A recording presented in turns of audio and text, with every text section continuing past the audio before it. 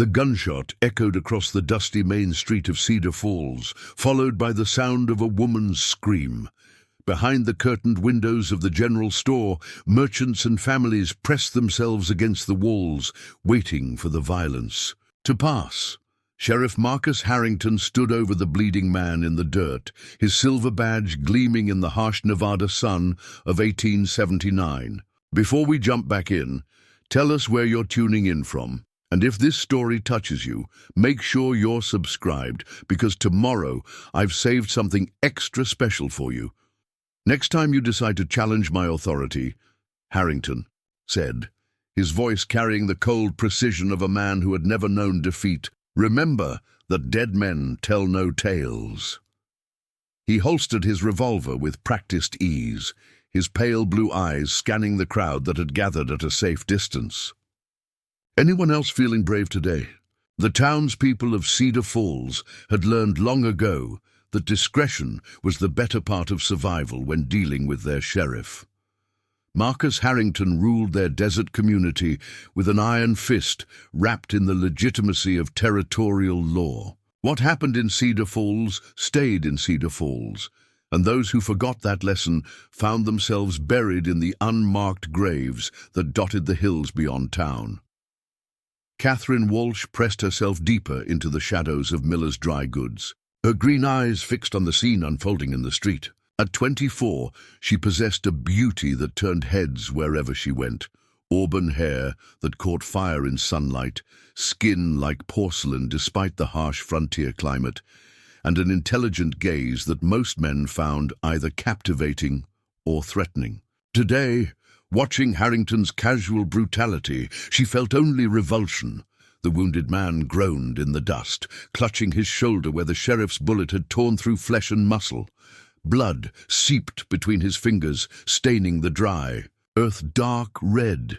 He was a stranger to Cedar Falls, probably a drifter who had made the fatal mistake of thinking he could stand up to the most powerful man in 300 square miles. "Someone get Doc Mitchell," Catherine whispered to Hannah Prescott, the storekeeper's wife, who cowered beside her.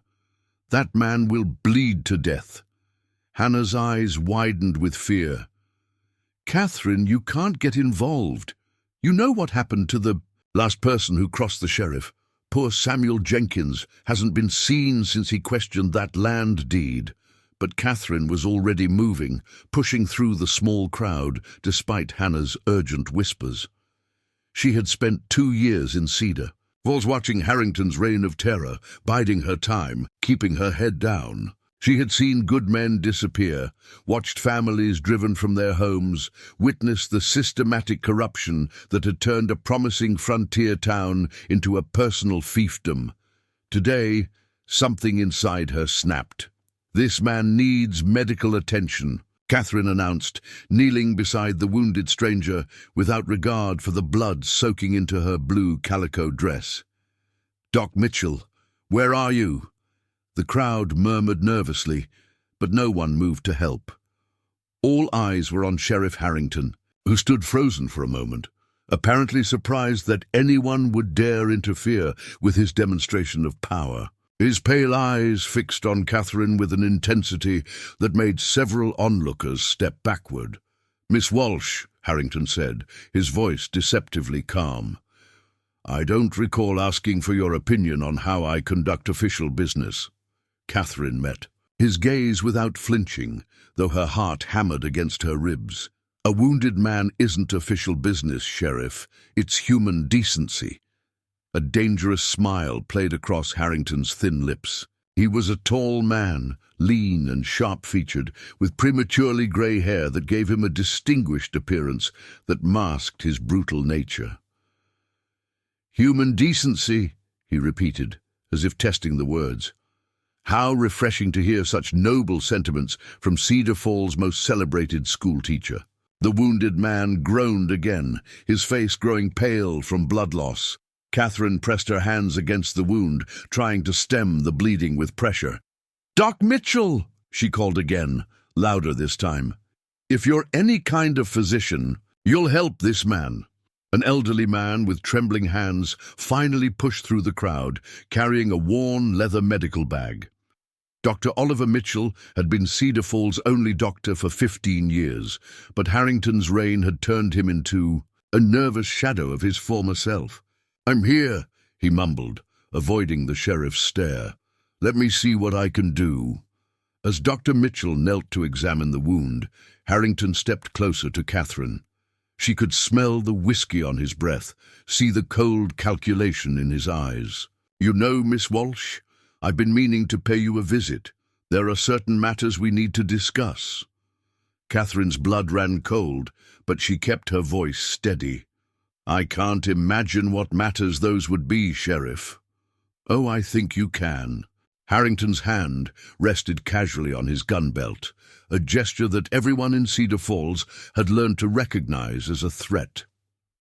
"Your teaching contract expires at the end of this month. The town council has been discussing whether to renew it." The implication was clear.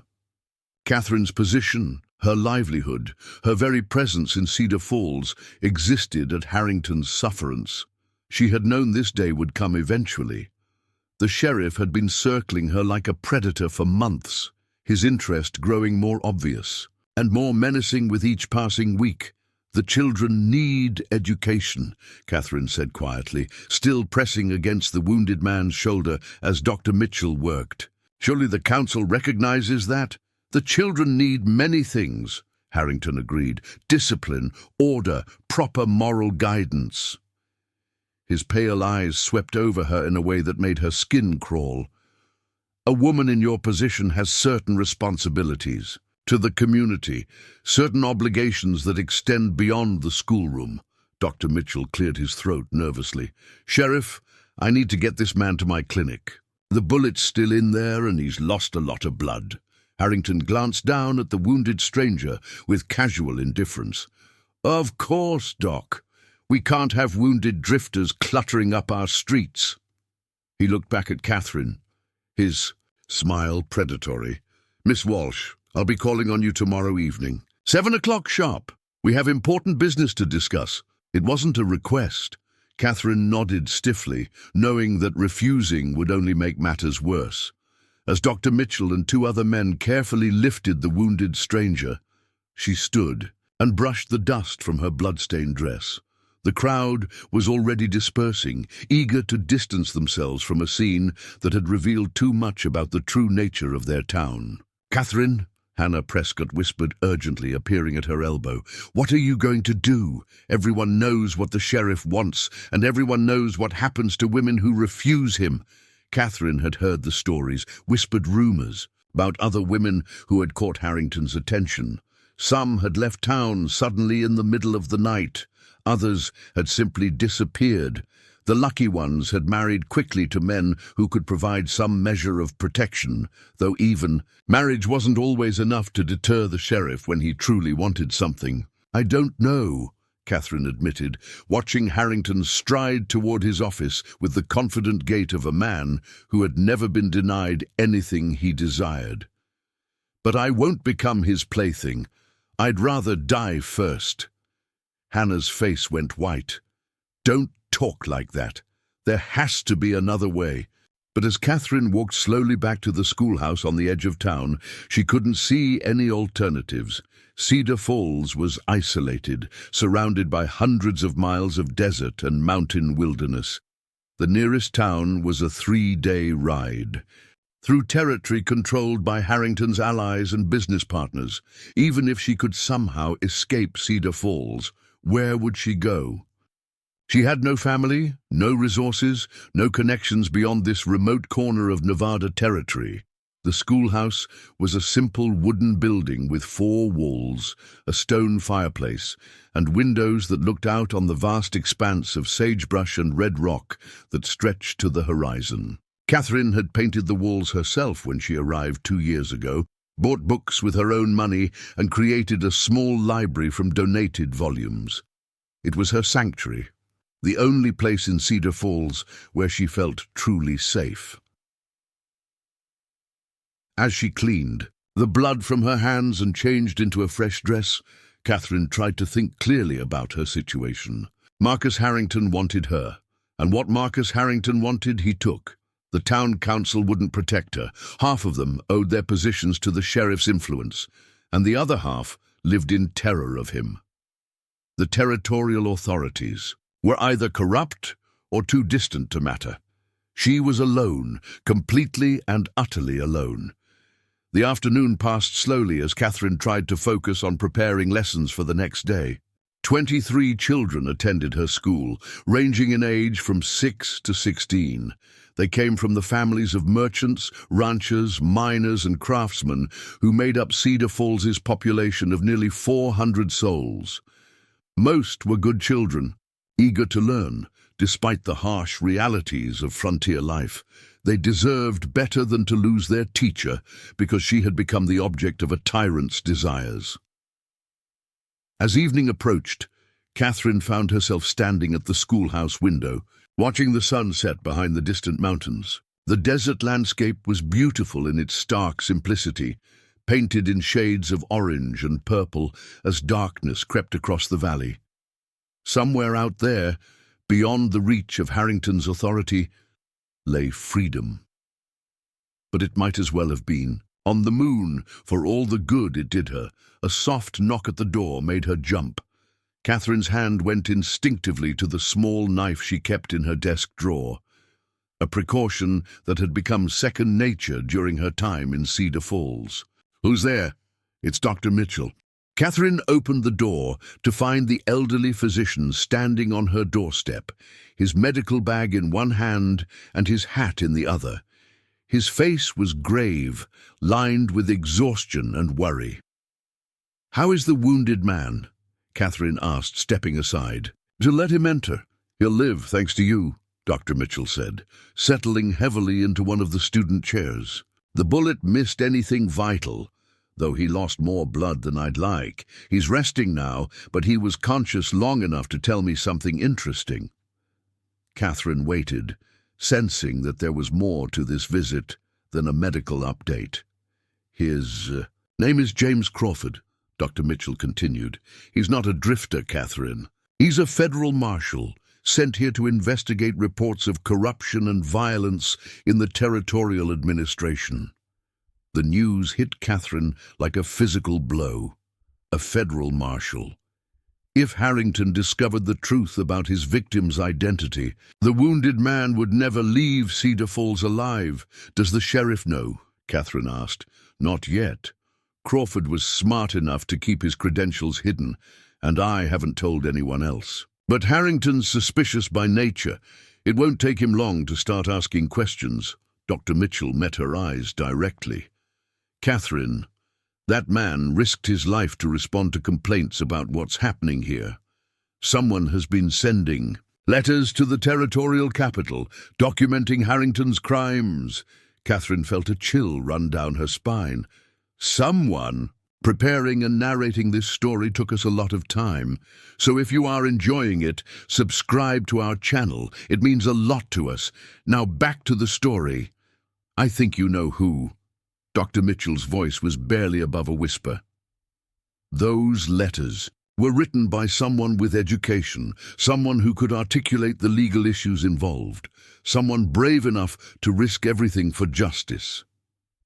Catherine's secret correspondence with territorial authorities had been her only outlet for the frustration and horror she felt watching Harrington's reign of terror. She had been careful, using different names, mailing letters from neighboring towns when she could find excuses to travel.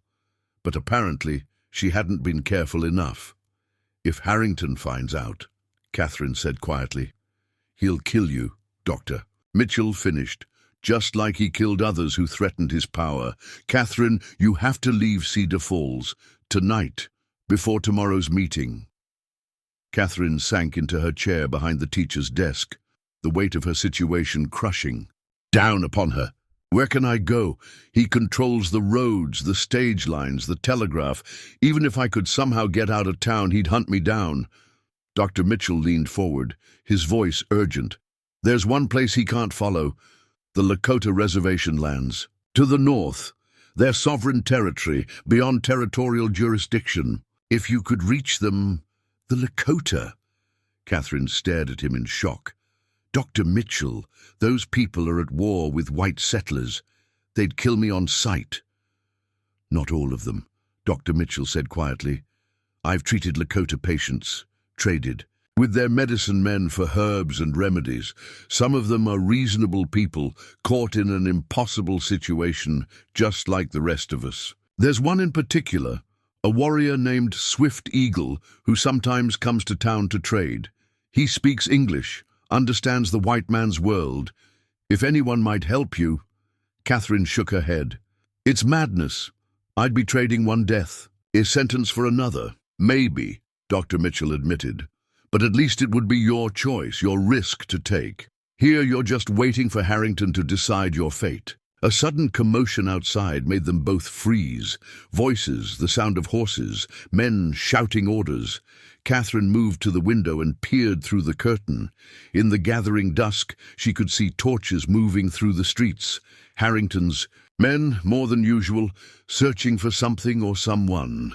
They're looking for Marshall Crawford, Dr. Mitchell whispered, joining her at the window. Harrington must have figured out who he is. As they watched, the search party approached the clinic where Crawford was recovering. Catherine saw Harrington himself dismount, his pale eyes reflecting the torchlight as he strode toward the building with deadly purpose. They'll torture him for information, Catherine said, her voice hollow with dread. They'll want to know who's been sending those letters.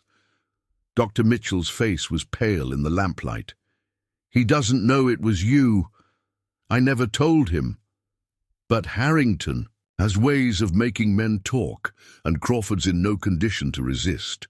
Catherine made her decision in that instant, driven by a combination of desperation and moral clarity that surprised her.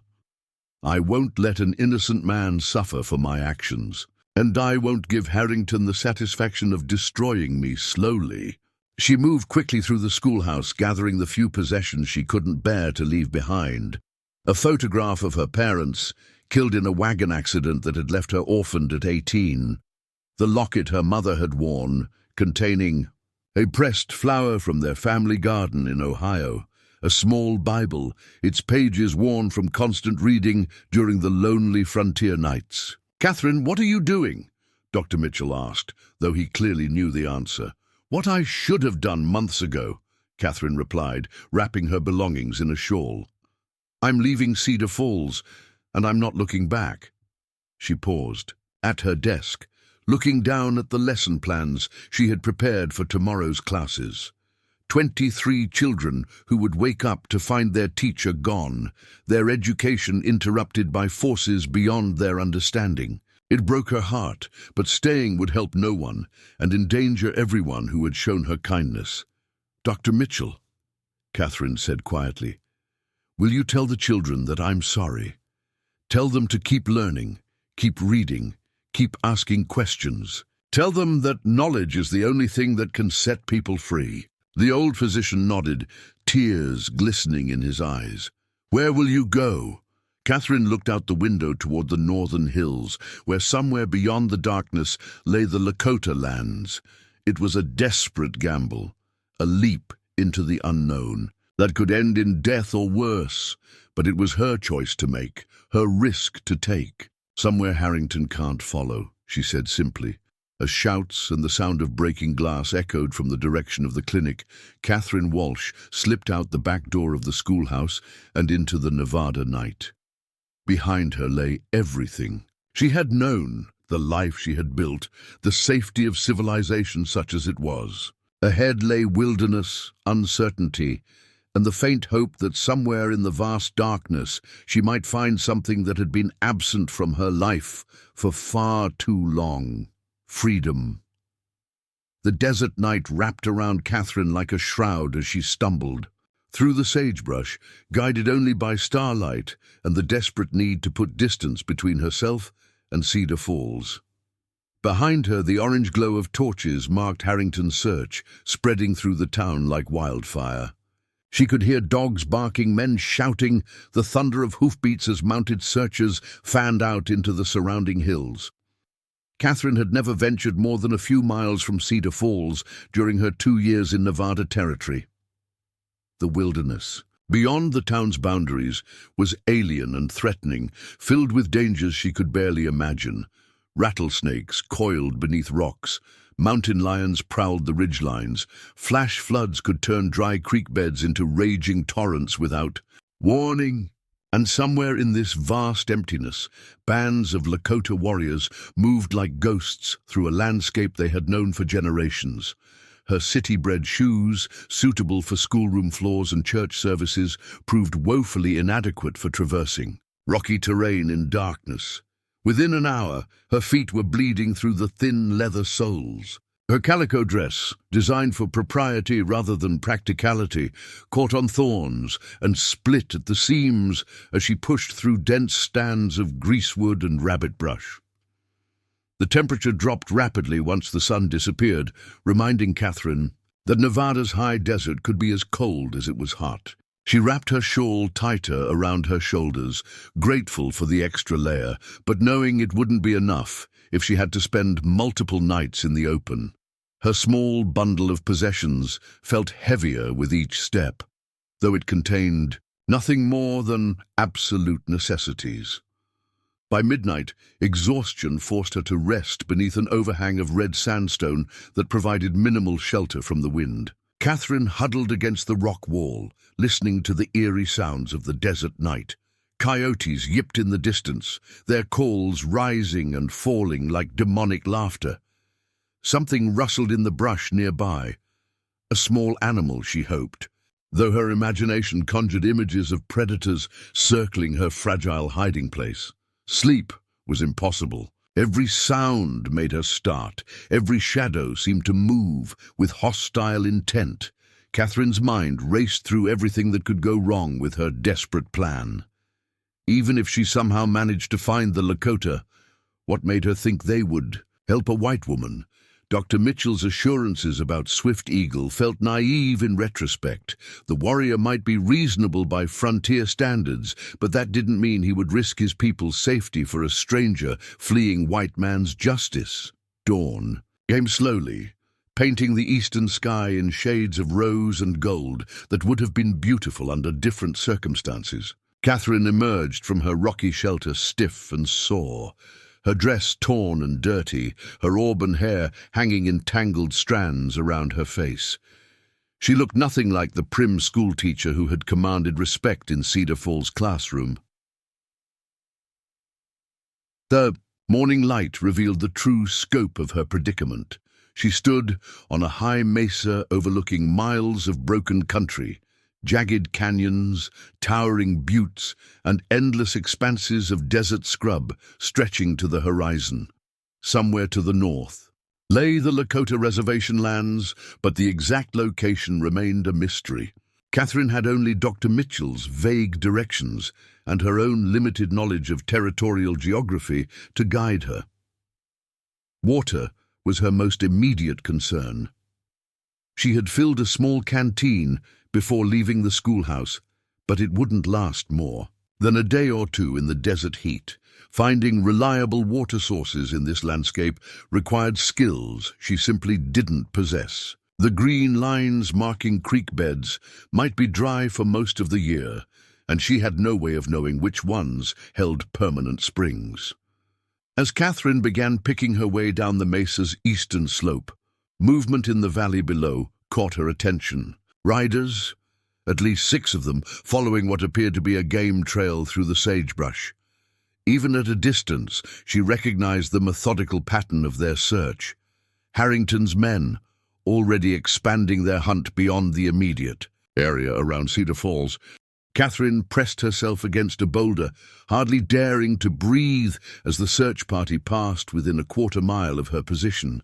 She could make out individual figures now. Deputy Coleman on his distinctive black horse, the banker, Fitzgerald, who often served as Harrington's unofficial enforcer, several others whose faces she couldn't clearly see. They rode with the confidence of men, accustomed to hunting human prey in this unforgiving country. After the riders disappeared around a distant butte, Catherine continued her descent with greater caution. The searcher's presence meant Harrington was taking her escape seriously, committing significant resources to bringing her back. He wouldn't give up easily, especially not when his reputation for absolute control was at stake. Every hour she remained in territory he considered his domain, the danger would only increase. The morning sun climbed higher, and with it came the punishing heat that made Nevada's desert notorious among travelers. Catherine's water was already running low, rationed in tiny sips that did little to ease her growing thirst. Her exposed skin burned despite the protection of her shawl, and she could feel dehydration beginning to sap her strength. By midday, she had reached the valley floor and found herself following a dry creek bed that meandered generally northward. The sandy bottom was easier on her bleeding feet than the rocky slopes, and the occasional shade of cottonwood trees provided brief respite from the sun's assault. But the streambed also made her more visible to anyone searching from higher ground. It was in one of these cottonwood groves that Catherine encountered her first real test of survival skills. A diamondback rattlesnake, easily 6 feet long and thick as her arm, lay coiled in the shade where she had planned to rest. Its warning rattle filled the air with deadly music as Catherine froze in place, her heart hammering against her ribs. Dr. Mitchell had told her stories about rattlesnake bites, the rapid swelling, the excruciating pain, the way some victims died in convulsions within hours. She had no antidote, no medical supplies, no way to treat such an injury if it occurred. Moving with infinite care, Catherine backed away from the snake until its aggressive posture relaxed and the rattling stopped. The encounter left her shaken and hyper-aware of every sound, every movement in her peripheral vision. The desert that had seemed merely hostile now revealed itself as actively lethal, filled with dangers that could kill an inexperienced traveler in countless ways. Catherine's confidence in her ability to survive long enough to reach Lakota territory began to crumble. As afternoon shadows lengthened, Catherine noticed dust clouds on the horizon, more riders coming from multiple directions. Harrington was tightening the net, using his knowledge of local geography to cut off likely escape routes. She needed to move faster, but her body was approaching its limits. Dehydration, exhaustion, and the constant stress of being hunted were taking their toll. The creek bed led into a narrow canyon where red sandstone walls rose hundreds of feet on either side. Catherine hesitated at the entrance, knowing that the confined space would limit her options if she encountered trouble. But the alternative was remaining in open country where Harrington's searchers could spot her from miles away. She entered the canyon, her footsteps echoing off the stone walls. The canyon floor was littered with boulders and deadfall from flash floods, making progress slow and treacherous. Catherine's torn dress caught repeatedly on snags, and she was forced to stop frequently to free herself. The shadows grew deeper as the sun tracked across the narrow strip of sky visible between the canyon walls. It was then that she heard them, voices echoing from somewhere behind her, distorted by the canyon's acoustics, but unmistakably human. Male voices, speaking English, growing gradually closer. Catherine's blood turned to ice as she realized the truth. The canyon was a trap. Harrington's men had herded her into this confined space where escape would be impossible. Panic drove her forward, scrambling over rocks and fallen trees with desperate energy. The canyon curved and twisted, offering brief hope that she might outdistance her pursuers, but the voices continued to gain ground. They knew this country better than she did, understood how to move efficiently through terrain that slowed her. To a crawl. "Miss Walsh." The voice belonged to Deputy Coleman, his nasal tone carrying clearly through the canyon. "Sheriff Harrington wants to talk to you. Come back peacefully and nobody gets hurt." Catherine almost laughed at the absurdity of the promise. She had seen what happened to people who crossed Marcus Harrington. Their definition of "nobody gets hurt" didn't align with hers. The canyon began to narrow even further, its walls closing. in until she could almost touch both sides with outstretched arms. Catherine's claustrophobia began to assert itself, compounded by the knowledge that armed men were steadily closing the distance behind her. She was being driven like prey toward some unknown destination, powerless to change course. Then she saw it, a side passage barely wide enough for a person to squeeze through, almost hidden behind a fallen boulder. Without hesitation, Catherine forced herself into the narrow opening, ignoring the way rough stones scraped against her already torn dress. The passage extended only a few yards before opening into a hidden alcove where ancient floods had carved a secret chamber in the rock. Catherine pressed herself against the back wall of the alcove, struggling to control her ragged breathing as Deputy Coleman and his companions passed by the concealed entrance. Their voices grew louder, then gradually faded as they continued deeper into the main canyon. She had bought herself time, but at the cost of trapping herself in an even more confined space. Hours passed before Catherine dared to emerge from her hiding place. The canyon had fallen silent except for the whisper of wind through the rock formations. Darkness was approaching, and with it came both opportunity and new dangers. She could move under cover of night, but navigating unfamiliar terrain in absolute darkness carried its own risks. As she squeezed back through the narrow passage, Catherine's hand brushed against something carved into the rock wall. Ancient petroglyphs, she realized, symbols left by people who had sheltered in this same spot generations or perhaps centuries before. Spirals, animal figures, geometric patterns that might have represented stars or seasons or sacred stories. The artwork reminded her that others had faced desperate circumstances in this harsh land and somehow survived. The main canyon was indeed empty when Catherine re-entered it, though she moved with extreme caution in case the searchers had left. Someone behind to watch for her return. Her water was nearly gone now, reduced to a few precious drops she saved for absolute emergency. Finding a reliable source had become a matter of life and death. The canyon eventually opened into a broader valley where Catherine could see stars beginning to appear in the darkening sky. She used the North Star to orient herself, continuing in what she hoped was the right direction toward Lakota territory. Every step was agony now, her feet bloody and swollen inside her ruined shoes. But stopping would mean death or capture. Outcomes that seemed increasingly similar. It was near. Midnight when Catherine stumbled upon the spring. A small seep emerges from rocks at the base of a cliff, creating a tiny pool surrounded by lush grass and wildflowers. She fell to her knees and drank deeply, not caring about the risk of contamination or parasites. The water was cold and sweet, the best thing she had ever tasted. As Catherine filled her canteen and splashed water on her burning face, she noticed something that made her freeze in place. Moccasin prints in the soft earth around the spring, recently made and definitely not from any of Harrington's men. She was in an Indian country now, truly and completely. The realization was both terrifying and oddly comforting. If she had to die, at least it would be beyond Marcus Harrington's reach. The next morning brought a discovery that changed everything.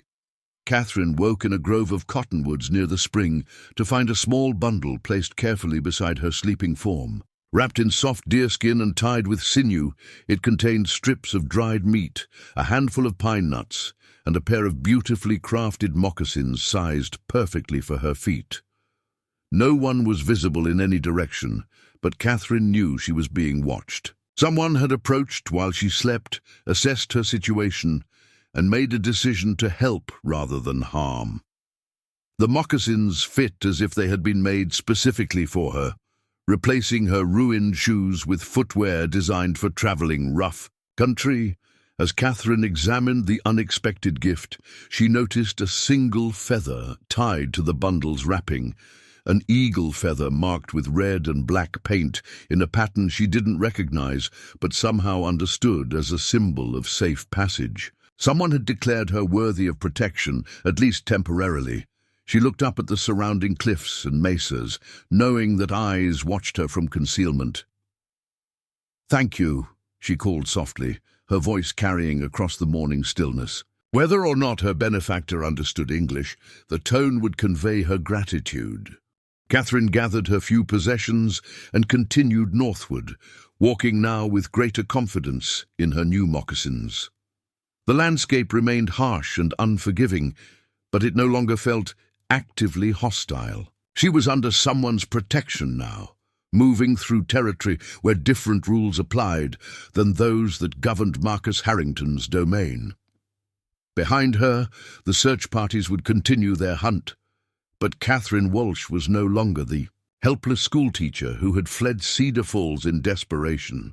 The wilderness was changing her, stripping away the civilized veneer to reveal something harder and more resilient underneath. Whatever happened next, she would face it as herself, free from the chains that had bound her to a life of fear and subjugation.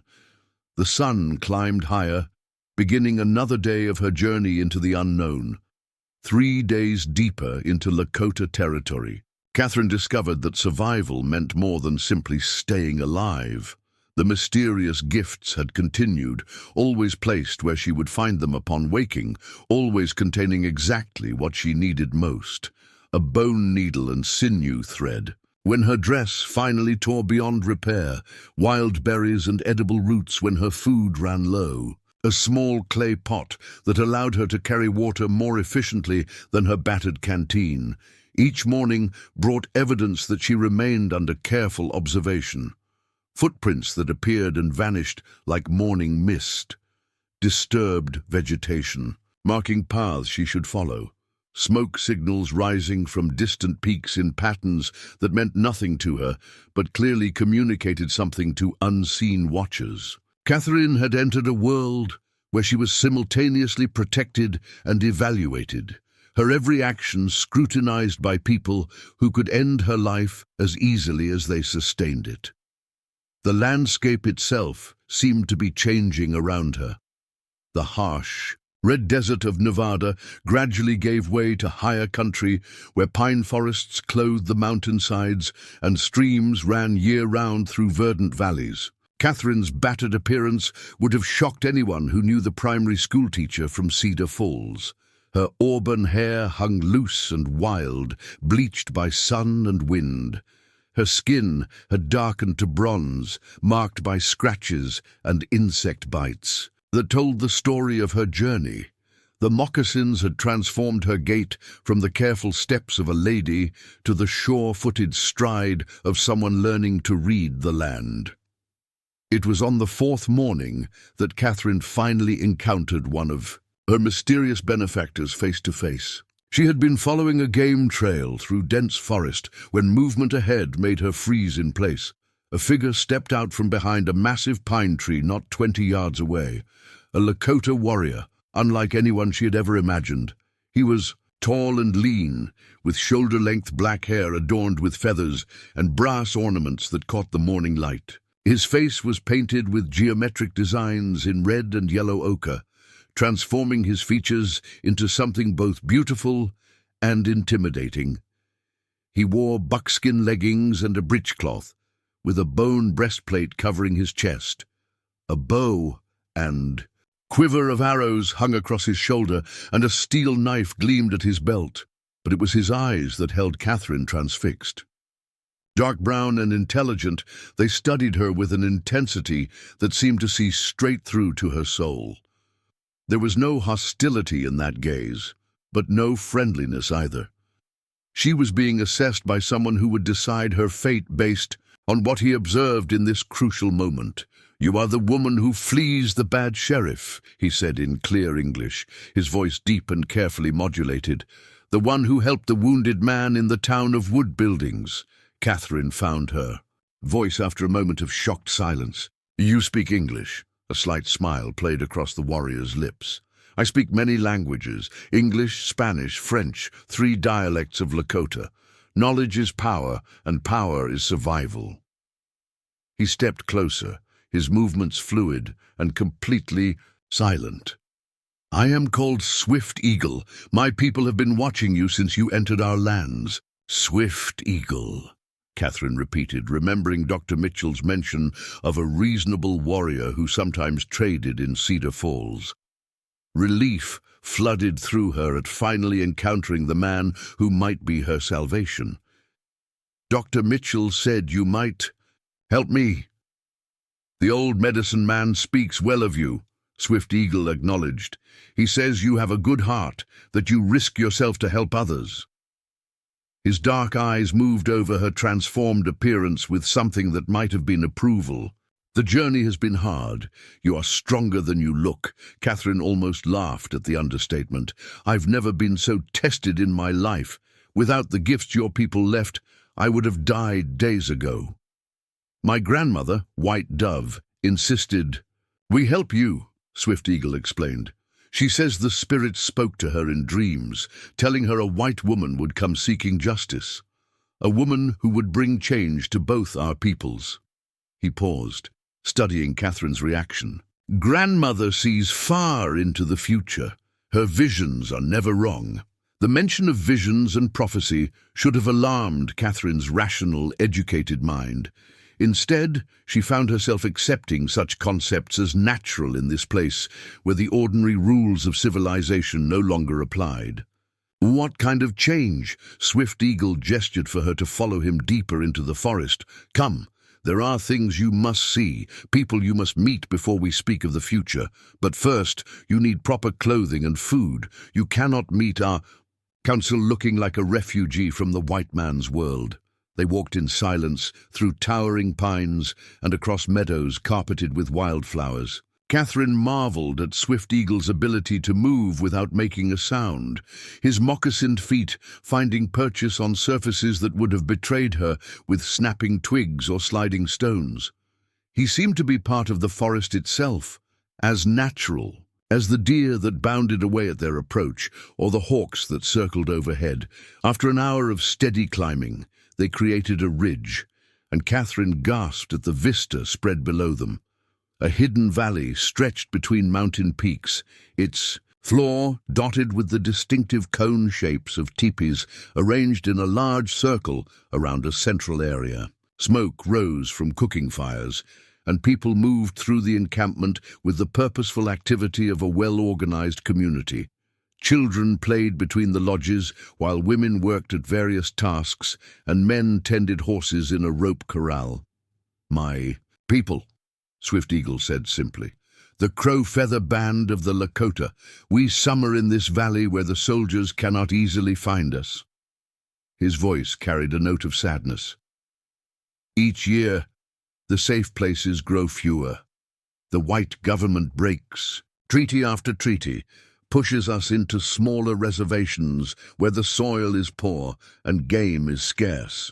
Catherine could see the defensive positioning of the camp, nestled in a valley that would be nearly impossible to attack without significant losses to any military force. Natural rock formations provided elevated firing positions, and multiple escape routes led through mountain passes that only people familiar with the terrain could navigate safely. Why do you risk helping me? Catherine asked as they began descending toward the village. I'm one of the people who are taking your lands. Swift Eagle considered the question for several steps before answering.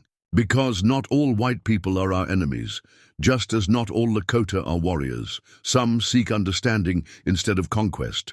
Some believe treaties should be honored instead of broken when gold is found or cattle need grazing land. He glanced at her sideways. And some flee from the same injustice that has driven my people to these remote valleys. Their approach had been noticed by sentries posted around the camp's perimeter. Catherine could see figures moving to intercept them, warriors armed with rifles and traditional weapons. Swift Eagle called out in Lakota, his voice carrying clearly. Across the valley floor, Whatever he said caused the sentries to lower their weapons, though their eyes remained fixed on Catherine with expressions ranging from curiosity to suspicion.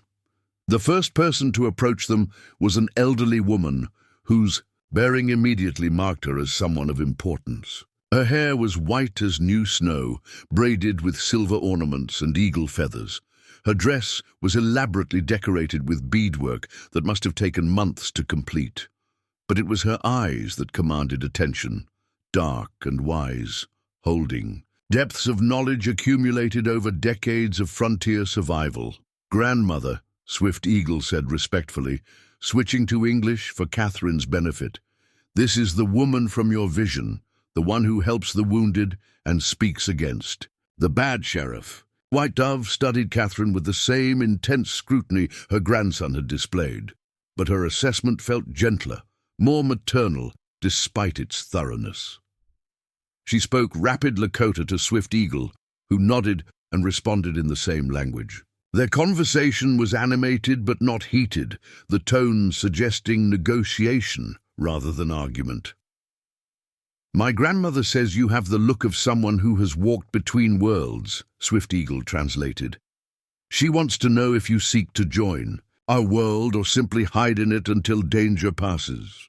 The question cut to the heart of Catherine's situation. She had fled Cedar Falls with no clear plan beyond escape, hoping vaguely that she might somehow find passage to distant territories where Harrington's influence couldn't reach. But the possibility of actually joining the Lakota community had never seriously occurred to her. "I don't know," Catherine answered honestly. "I never imagined such a choice would be offered to me." White Dove nodded, as if this response satisfied her. She spoke again to Swift Eagle, who translated with what sounded like surprise in his voice. "Grandmother says honesty is the beginning of wisdom. She invites you to stay with our people while you decide what path your life should take. But," he paused, his expression growing serious, "there will be conditions, tests you must pass to prove your commitment and worthiness." Catherine felt a flutter of hope mixed with apprehension. "What kind of tests?" "You must learn our ways, our language, our customs," Swift Eagle explained. "You must prove you can contribute to the tribe's welfare rather than merely consuming resources. And most importantly, you must demonstrate that your loyalty lies with justice rather than with the color of your skin." The offer was more than Catherine had dared hope for, but she understood its significance. Accepting would mean abandoning any possibility of returning to white society. She would become someone entirely new, shaped by experiences and values, foreign to everything she had known. "There's something else," Swift Eagle continued, "something grandmother saw in her vision that she believes you should know." He hesitated, clearly weighing how much to reveal. "She dreamed of fire, of a ceremony where old bonds are broken and new ones forged. She believes your destiny is connected to mine, though the spirits have not revealed how." Catherine felt heat rise in her cheeks at the implications of his words. "I wouldn't want to presume."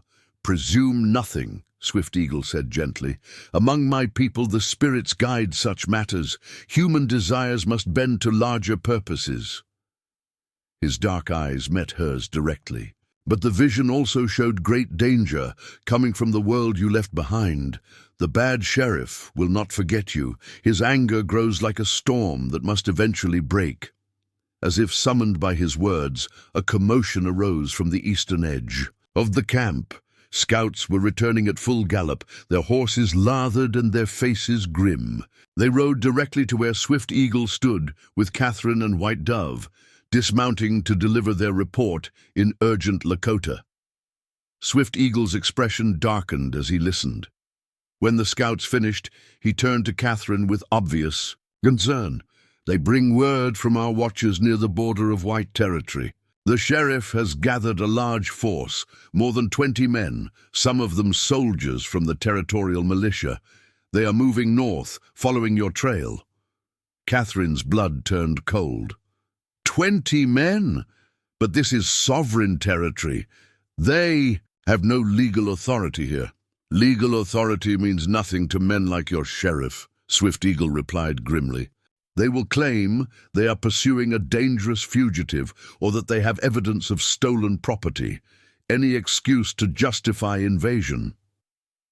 He looked around the peaceful valley where children played and women worked at their daily tasks. If they find this camp, many people will die, White Dove spoke sharply to her grandson, her tone brooking no argument. Swift Eagle nodded reluctantly and turned back to Catherine. Grandmother says you must choose now. Stay and fight beside us, accepting all the consequences of that choice, or leave immediately and draw the danger away from our people. His voice carried no judgment, only the weight of necessity. Either path requires great courage. Either path may lead to death. Catherine looked around the valley that had offered her the first real hope she had known since fleeing Cedar Falls. These people had risked their own safety to help a stranger, had offered her sanctuary and the possibility of a new life. Now her presence threatened to bring destruction upon them. The choice should have been simple: leave and protect these innocent people from Harrington's wrath. But as Catherine met Swift Eagle's steady gaze, she realized that running away would solve nothing. Harrington would find her eventually, and when he did, she would face him alone and powerless. Here, surrounded by people who understood the true nature of tyranny, she might finally have a chance to fight back. "I'll stay," Catherine said, her voice steady despite the fear clawing at her heart. "If you'll have me, I'll stand with your people." White Dove smiled for the first time since Catherine's arrival, speaking rapid Lakota that caused Swift Eagle to nod with what looked like approval. "Grandmother says the spirits chose well," he translated. "She also says we have much work to do and little time to prepare. If Sheriff Harrington wants a war, we will give him one he will never forget." As the sun climbed toward its zenith, Catherine Walsh officially ceased to exist. In her place stood a woman ready to defend her chosen people against the evil she had spent 2 years trying to escape. The transformation that began in the Nevada desert was finally complete, forged in the crucible of choice between safety and justice. The real battle was about to begin. The great council lodge stood at the heart of the Crow Feather camp, its buffalo, with walls painted with sacred symbols that told the story of the Lakota people's journey across generations. As Catherine entered the dim interior, sweet-scented smoke from burning sage filled her nostrils, and she could feel the weight of history pressing down upon her shoulders. 23 warriors sat in a circle around the central fire. Their faces painted for war, weapons within easy reach. Chief Iron Bear commanded immediate respect despite his advanced age. His weathered face bore the scars of countless battles, and his eyes held the accumulated wisdom of 7 decades on the frontier. Eagle feathers marked his status, and the elaborate beadwork on his ceremonial shirt indicated his standing among not just the Crow Feather Band, but the broader Lakota nation. "The white woman sits in our council lodge," Iron Bear said in English, his voice carrying the authority of absolute leadership. "She who brings enemies to our hidden valley. Speak now of why we should not send you back to your own people, tied across a horse." Catherine had spent the afternoon learning Lakota customs from White Dove, understanding that this moment would determine not just her fate, but possibly the survival of everyone in the camp. She rose slowly, knowing that any sign of weakness or deception would be instantly detected by men whose lives depended on reading the truth in others. "Great Chief," she began, using the formal address White Dove had taught her, "I come before your council not as a white woman seeking charity, but as someone who has seen the same evil that threatens your people. Sheriff Harrington is a cancer that spreads corruption wherever his influence reaches. He has murdered, stolen, and destroyed lives in the name of territorial law. A younger warrior with 3 scalps hanging from his belt spat into the fire, causing it to hiss and spark. "Pretty words from a pale mouth," he said in heavily accented English. "But words do not stop bullets or feed children when soldiers burn our lodges." Swift Eagle spoke rapidly in Lakota, his tone respectful but firm. The exchange that followed was heated, with multiple voices joining the debate. Catherine caught fragments she could understand, references to previous broken treaties, discussions of military tactics, arguments about the wisdom of harboring a fugitive from white justice. "My nephew speaks for caution," Iron Bear said when the immediate discussion subsided. "Spotted Horse reminds us that helping one white woman brought the soldiers to Wounded Knee, that helping another brought the army to Sand Creek." The chief's eyes fixed on Catherine with laser intensity. "Give us one reason why this time should be different." Catherine had anticipated this question during her crash course in Lakota history from White Dove.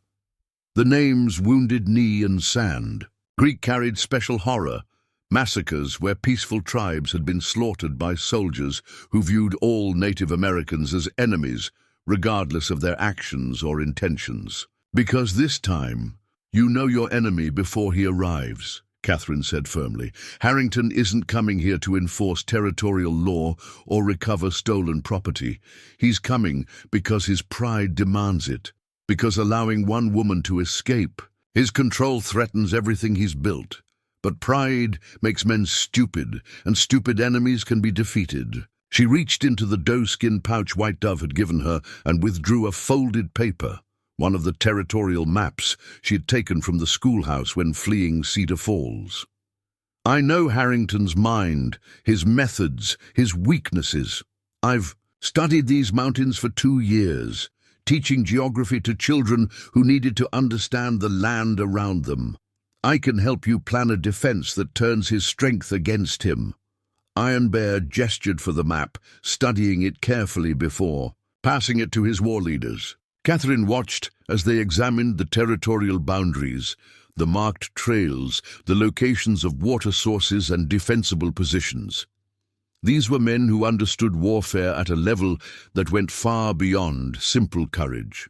"You offer to fight beside us against your own people," observed a scarred warrior whose missing left eye spoke to previous encounters with white violence. "But when bullets fly and blood flows, how do we know you will not remember the color of your skin?" It was Swift Eagle who answered, rising to address the council with obvious passion. He spoke in Lakota for several minutes, gesturing toward Catherine repeatedly. Whatever he said caused murmurs of surprise and some nods of approval from the assembled warriors. "My son reminds us that this woman already chose sides when she helped the wounded marshal," Iron Bear translated. "That she risked her life to send word of Harrington's crimes to territorial authorities. That she survived alone in the wilderness rather than submit to the bad sheriff's will." The chief studied Catherine intently. "But survival and fighting are different things. Have you ever killed a man?"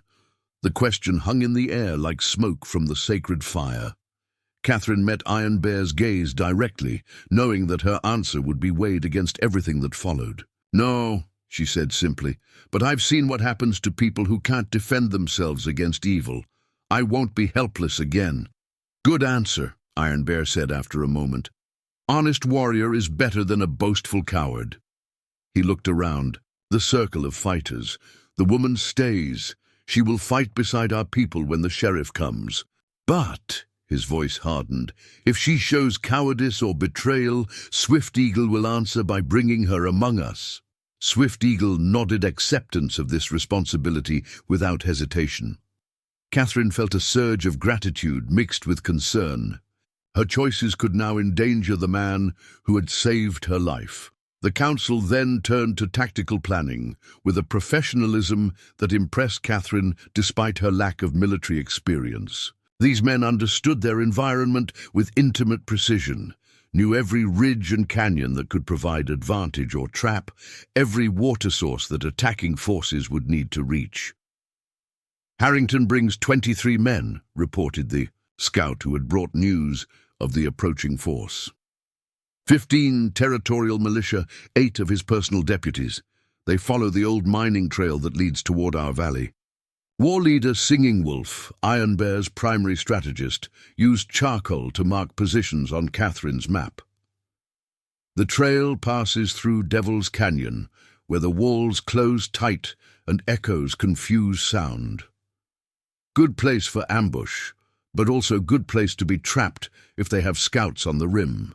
"Harrington's not that smart," Catherine interjected, then caught herself addressing the War Council without permission. "Forgive me, great chief. I spoke without leave." Iron Bear gestured for her to continue. "You know this man's way of thinking. Speak."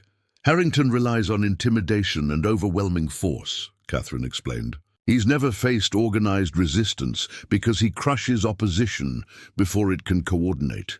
He'll expect to find scattered refugees or maybe a small hunting party. The idea that an entire warrior band might be prepared for him won't occur to him until it's too late." Singing Wolf nodded slowly. "Arrogance blinds men to danger. We can use this."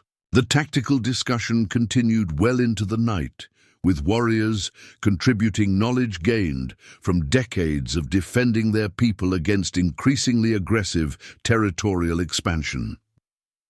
Catherine found herself valued not just for her knowledge of Harrington's methods, but for her understanding of white military thinking and her ability to read the territorial maps with educated precision. As the council session wound down, Iron Bear made a pronouncement that sent shockwaves through the assembled warriors. "If we defeat the sheriff's force completely, with no survivors to carry word back, the territorial government will send larger armies to investigate. But if some escape to report that the Crow Feather Band has powerful medicine, dangerous allies, new weapons," he paused dramatically, "they may decide this valley is not worth the cost of taking." The implications were clear. Total victory might bring greater disasters, while carefully managed success could provide long-term security. It was the kind of strategic thinking that separated successful tribal leaders from those who led their people to destruction. "There is one more matter," Iron Bear said, his gaze settling on Catherine.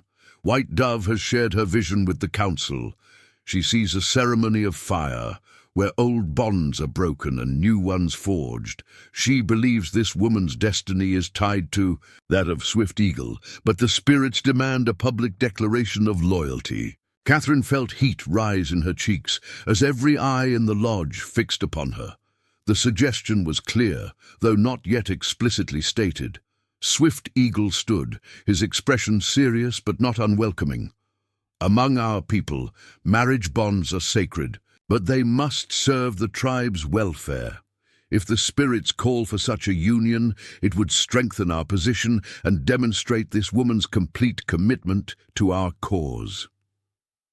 The proposal was simultaneously attractive and terrifying. Catherine had known Swift Eagle for less than a week, yet she felt drawn to him in ways that transcended mere gratitude for his protection. His intelligence, courage, and obvious dedication to his people represented everything she had found lacking in the white men she had known. But marriage among the Lakota would mean more than personal commitment. It would represent final, irrevocable abandonment of her former identity. There would be no returning to white society, no possibility of reconciliation with the world she had fled. "The ceremony will take place tomorrow night," Iron Bear continued, "before the sheriff's force can reach our valley. If the woman accepts, she will be bound to our people by ties stronger than blood. If she refuses," he shrugged, "she may still fight beside us, but as an honored guest rather than family." Catherine looked around the circle of warriors, seeing acceptance in some faces, skepticism in others, but respect in all. These men were offering her something unprecedented, true membership in their community, protection not just for the immediate crisis, but for life. I would be honored, Catherine said quietly, if Swift Eagle is willing. Swift Eagle's rare smile transformed his painted features. The spirits have spoken through grandmother's dreams. I accept what they offer. Iron Bear nodded with satisfaction. Then it is decided. Tomorrow we prepare for war and wedding both. May the spirits grant that both ceremonies serve our people well. As the council dispersed, Catherine found herself walking beside Swift Eagle through the moonlit camp. Children slept peacefully in family lodges. Women worked by firelight preparing supplies for the coming battle, and guards maintained their vigilant watch over the valley's approaches. Are you afraid? Swift Eagle asked as they paused beside the stream that ran through the camp's center. Catherine considered the question honestly. Of the fighting, yes. Of Harrington, absolutely. Of marrying you. She met his eyes directly. No, that feels like the first right thing I've done since leaving Boston. Marriage among our people is not the same as in your world, Swift Eagle said gently. Wives are partners, not property. They speak in councils, own their possessions, can leave if the union brings unhappiness. You would not trade one prison for another. The assurance meant more to Catherine than he could know. Her brief, disastrous marriage to a Boston businessman, before coming west, had been little more than legalized servitude. The idea of a partnership based on mutual respect and shared purpose seemed almost too good to be true. What if we don't survive the battle? Catherine asked. What if Harrington proves stronger than we anticipate? Swift Eagle was quiet for a moment, listening to the night sounds of the forest around them. Then we will face death as husband and wife, fighting for something worth dying for. That is more than most people can say about their lives. As they walked back toward the center of camp, Catherine reflected on the extraordinary turn her life had taken. A week ago, she had been a fugitive schoolteacher with no hope beyond simple survival. Now she was preparing to marry a Lakota warrior and fight alongside his people against the embodiment of everything she had fled. The transformation felt both sudden and inevitable, as if every choice she had made since arriving in Nevada territory had been leading to this moment. Tomorrow would bring a wedding ceremony unlike anything in her previous experience, followed by a battle that would determine not just her own fate, but the future of everyone who had offered her sanctuary. Catherine Walsh would die tomorrow night, consumed in the sacred fire of Lakota ritual. In her place would emerge a woman reborn, ready to face whatever destiny the spirits had prepared for her and the man who had risked everything to protect her. The stars wheeled overhead in ancient patterns as the camp settled into the tense quiet that precedes battle. Tomorrow would bring fire, violence, and transformation. But tonight, for the first time in years, Catherine felt truly at peace. The sacred fire burned higher than any Catherine had seen, its flames reaching toward the star-filled sky like fingers, grasping for the realm of spirits. Around the great circle, the entire Crow Feather Band had gathered for a ceremony that would transform not just two individuals, but the very nature of their community's relationship with the approaching storm. White Dove had spent the day preparing Catherine according to ancient traditions, carefully explaining each ritual's significance, while skilled hands transformed the former schoolteacher into a Lakota bride. Her auburn hair had been braided with sacred herbs and eagle feathers, the plaits interwoven with silver ornaments that caught the firelight like captured stars. The wedding dress was a masterpiece of beadwork and quillwork, crafted from the softest doeskin and decorated with symbols, representing fertility, protection, and the joining of two spirits. You understand what happens tonight changes everything, White Dove said, as she applied the final touches of ceremonial paint to Catherine's face, red ochre on her cheeks and forehead, yellow clay in geometric patterns that marked her as a woman entering a sacred transformation. Once the fire ceremony is complete, you will no longer be the woman who fled from the sheriff's town. That person dies tonight. Catherine studied her reflection in the polished metal mirror, seeing a face that belonged to someone from another world entirely. The painted designs accentuated features that had already been changed by weeks of wilderness survival, giving her an appearance both exotic and strangely familiar, as if she were remembering rather than discovering who she truly was. "I'm ready," Catherine said, surprised by the steadiness in her own voice. "I've been ready since the moment I chose to stay and fight." Through the lodge walls, they could hear the rhythmic beating of drums and the haunting melodies of ceremonial songs that had been sung at Lakota weddings for generations beyond counting. The sound seemed to resonate in Catherine's bones, awakening something primal that civilized education had never quite managed to suppress. Swift Eagle waited beside the sacred fire, transformed by his own ceremonial preparations into something magnificent and slightly otherworldly. His hair hung loose around his shoulders, decorated with eagle feathers that marked his status as a proven warrior.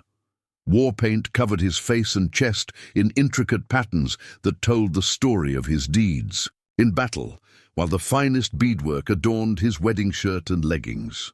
A ceremonial tomahawk hung at his side, its blade polished to mirror brightness. Chief Iron Bear stood before the assembled tribe, his ancient voice carrying clearly across the firelit circle as he spoke the ritual words that had joined Lakota, couples since time immemorial. Catherine understood perhaps half of the Lakota phrases, but their meaning transcended language. These were words that bound souls together, that created family from strangers, that wove individual destinies into the larger tapestry of tribal survival. "In the time before memory," Iron Bear intoned, switching to English so Catherine could fully comprehend the ceremony's significance, "the spirits taught our people that marriage is more than the joining of two hearts. It is the creation of new strength, new hope, new possibilities for the people to endure whatever trials may come." The drums grew louder, their thunderous rhythm matching the heartbeat Catherine could feel pounding in her chest. Around the circle, warriors and women began the wedding dance, their movements telling the story of courtship, union, and the eternal cycle of life that continued despite all attempts to destroy it. Catherine and Swift Eagle stepped forward together, approaching the sacred fire that would consume their old identities and forge them anew. The heat was intense, forcing them to shield their faces as White Dove came forward carrying a burning brand that had been lit from lightning-struck wood, fire from the sky itself, touched by the spirits. "Speak now your true names," White Dove commanded, "so that all who witness may know who dies tonight." "I am Catherine Walsh," Catherine said clearly, her voice carrying across the hushed assembly. "Teacher, daughter of farmers, woman who fled from evil."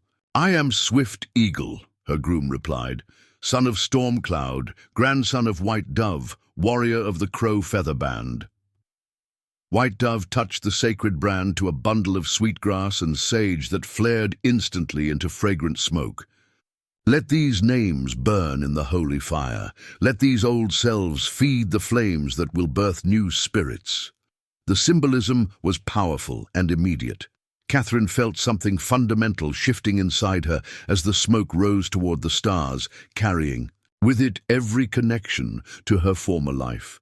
Boston, the schoolhouse in Cedar Falls, even her memories of family seemed to grow distant and dreamlike, replaced by an identity rooted in this moment, this place, these people who had offered her sanctuary and love. "From this fire," Iron Bear continued, "emerges a new daughter of the Lakota, born not of blood but of choice, not of inheritance but of courage.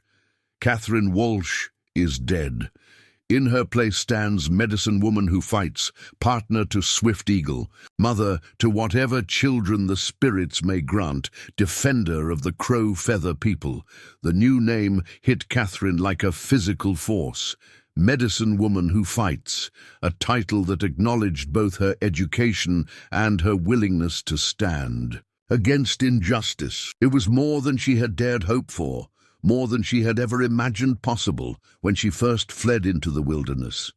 Swift Eagle took her hands as the drums reached a crescendo, their joined fingers silhouetted against the leaping flames. When he spoke the marriage vows, his words carried the weight of absolute commitment. I take this woman as my wife before the spirits and the people. Her enemies become my enemies. Her family becomes my family. Her path becomes my path until the end of all days. Catherine's response came from a place deeper than conscious thought, welling up from instincts she hadn't known she possessed. I take this man as my husband before the spirits and the people. His battles become my battles. His people become my people. His destiny becomes my destiny until the stars fall from the sky. White Dove stepped forward with a length of braided rawhide, decorated with sacred symbols, binding their joined hands together while speaking ancient words of blessing. The physical binding would be temporary, lasting only until the ceremony concluded, but the spiritual bonds being forged would endure beyond death itself. The wedding feast that followed was unlike anything Catherine had experienced in her former life. Instead of formal dining with rigid etiquette, this was a celebration that engaged the entire community. Children ran between the fires carrying messages and small gifts. Elders told stories of other legendary couples whose love had strengthened the tribe during difficult times. Warriors competed in games of skill and strength, their victories bringing honor to the newlyweds. Catherine found herself swept into dances she had never learned but somehow knew, her body moving to rhythms that seemed older than civilization itself. Swift Eagle remained at her side throughout the celebration, his presence both protective and proud, as his people welcomed their new sister with genuine warmth. But even in the midst of joy, the approaching danger cast its shadow over the festivities. Scouts continued to arrive with updates on Harrington's progress, and Catherine could see weapons being quietly positioned around the camp's perimeter.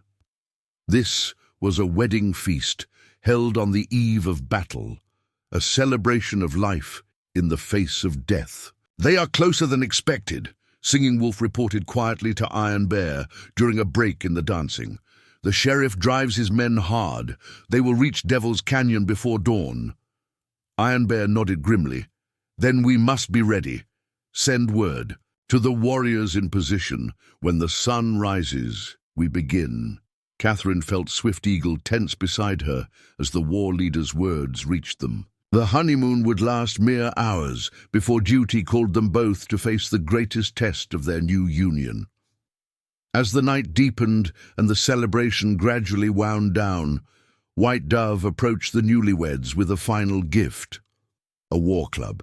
Carved from ironwood and decorated with sacred symbols, its head wrapped in buffalo hide and studded with sharp stone teeth. "For medicine woman who fights," the old shaman said formally. "You will need this before the next sun sets." Catherine accepted the weapon with both hands, feeling its weight and balance. It was designed for close combat, for the brutal work of survival when bullets ran out and only determination stood between life and death. The practical gift underscored the reality that tomorrow would bring violence that could destroy everything. They had just celebrated. "Have you ever been killed in battle?" Swift Eagle asked quietly as they walked toward the lodge that had been prepared for their wedding night. "No," Catherine admitted, "but I've watched Harrington destroy innocent lives for sport. When the moment comes, I'll find the strength." "Killing changes a person," Swift Eagle said thoughtfully. "Even when it's necessary, even when it's just, it leaves marks on the soul that never fully heal. Are you prepared for that burden?" Catherine considered the question as they entered their new home, a beautifully appointed teepee decorated with scenes of eagles soaring above mountain peaks. Everything about the space spoke of hope for the future, of lives meant to be lived in peace and prosperity. "I'd rather carry the burden of necessary killing than live with the shame of watching evil triumph," she said finally. "Some things are worth fighting for, worth dying for. This, she gestured around the lodge, encompassing not just their new home, but everything it represented, is one of them. Swift Eagle nodded with satisfaction. Spoken like a true warrior, the spirits chose well when they brought us together. As they settled onto the soft buffalo robes that would serve as their marriage bed, Catherine reflected on the extraordinary journey that had brought her to this moment. Less than 2 weeks ago, she had been a powerless schoolteacher, fleeing for her life. Now she was a Lakota warrior woman, married to a man she respected and admired, prepared to fight for people who had shown her unconditional acceptance. "What happens if we win tomorrow?" Catherine asked, lying in Swift Eagle's arms, as the sounds of the camp settling for the night drifted through the lodge walls. "Then we build the life the spirits intended for us," Swift Eagle replied. "We raise children who know both worlds but belong fully to this one. We teach them to be strong enough to survive whatever challenges come, wise enough to choose their battles carefully. And if we lose—" Swift Eagle's arms tightened around her. "Then we die as we lived, free, fighting for what we believe in, together until the end." Outside their lodge, sentries maintained their vigilant watch while the sacred fire burned down to glowing embers. In a few hours, the sun would rise on a day that would determine the fate of everyone in the hidden valley. Harrington's force was approaching with overwhelming numbers and modern weapons, driven by a fury that had been building since Catherine's escape from Cedar Falls. But they would not find the helpless refugees they expected. Instead, they would encounter a community prepared for war, led by experienced fighters who understood that this battle was about more than one woman's freedom. It was about the right of all oppressed people to choose their own destiny, to defend their homes against those who would destroy them for profit or pride. Catherine drifted towards sleep in her husband's arms, her dreams filled with visions of fire and triumph. Tomorrow would bring the greatest test of her new identity, the ultimate proof of her commitment to the people who had accepted her as family. Whatever happened, she would face it as medicine woman who fights, warrior of the Crow Feather Band, wife to Swift Eagle, daughter of the sacred fire that had consumed her past and birthed her future. The wedding was complete. Now came the war. Dawn broke over Devil's Canyon with deceptive serenity, the morning mist rising from the stream that carved its way through towering red sandstone walls. Catherine, now medicine woman who fights, crouched behind a boulder 50 feet above the canyon floor, her heart hammering as she watched Harrington's force advance into the trap that had been 3 days in the making. 23 armed men rode in loose formation through the narrow passage, their horses picking their way carefully over loose stone and fallen timber. At their head, Sheriff Marcus Harrington sat his black stallion like a conquering general, his pale eyes scanning the canyon walls with predatory intensity. Even at a distance, Catherine could see the cold fury that had driven him across hundreds of miles of wilderness in pursuit of a woman who had dared to defy his authority. "Remember," Swift Eagle whispered from his position beside her, "wait for the signal. When Chief Iron Bear gives the war cry, we strike as one, not before." Catherine nodded, her grip tight on the captured cavalry rifle she had been assigned for. The ambush, the weapon, felt alien in her hands, despite the hours of practice Swift Eagle had provided during their brief courtship. She was a teacher, not a soldier, but today would demand that she become something entirely new or die in the attempt. Below them, the canyon walls seemed to swallow sound as Harrington's force penetrated deeper into the killing ground. The acoustics were perfect for what the Lakota had planned, a psychological assault that would precede the physical attack, designed to break the enemy's morale before the shooting started. Deputy Coleman rode at Harrington's left shoulder, his nervous eyes darting constantly between the towering cliff faces that hemmed them in on both sides. Catherine recognized his type from her time in Cedar Falls, a weak man who followed stronger personalities because independent thought required courage he didn't possess.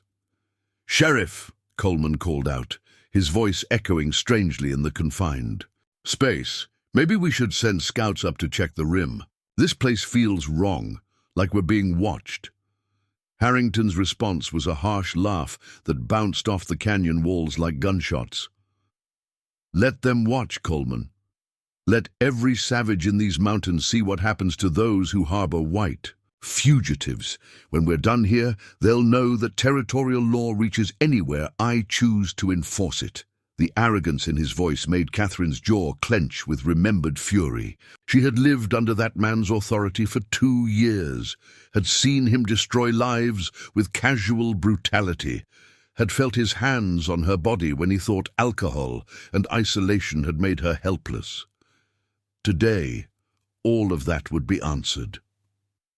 Behind, Harrington rode a mixture of territorial militia and his personal deputies, men bound to him by fear, greed, or shared cruelty. Catherine recognized most of them from Cedar Falls. Banker Fitzgerald, whose foreclosures had driven 3 families from their homes, Merchant Phillips, who sold watered whiskey to Indians and then reported them for public drunkenness, gunman Torres, a hired killer whose scarred face spoke of a lifetime spent in violence. These were not soldiers defending their homeland or lawmen upholding justice. They were predators who had finally encountered prey capable of fighting back. The first sign of trouble came when Harrington's point rider, a grizzled tracker named Mitchell, suddenly reined in his horse and raised his hand for halt. "Sheriff," he called back, "there's something ahead. Looks like a rock slide blocking the trail." Catherine could see the obstruction from her elevated position, a carefully arranged barrier of stones and fallen trees that appeared natural but would force the advancing party to bunch together in the canyon's narrowest section.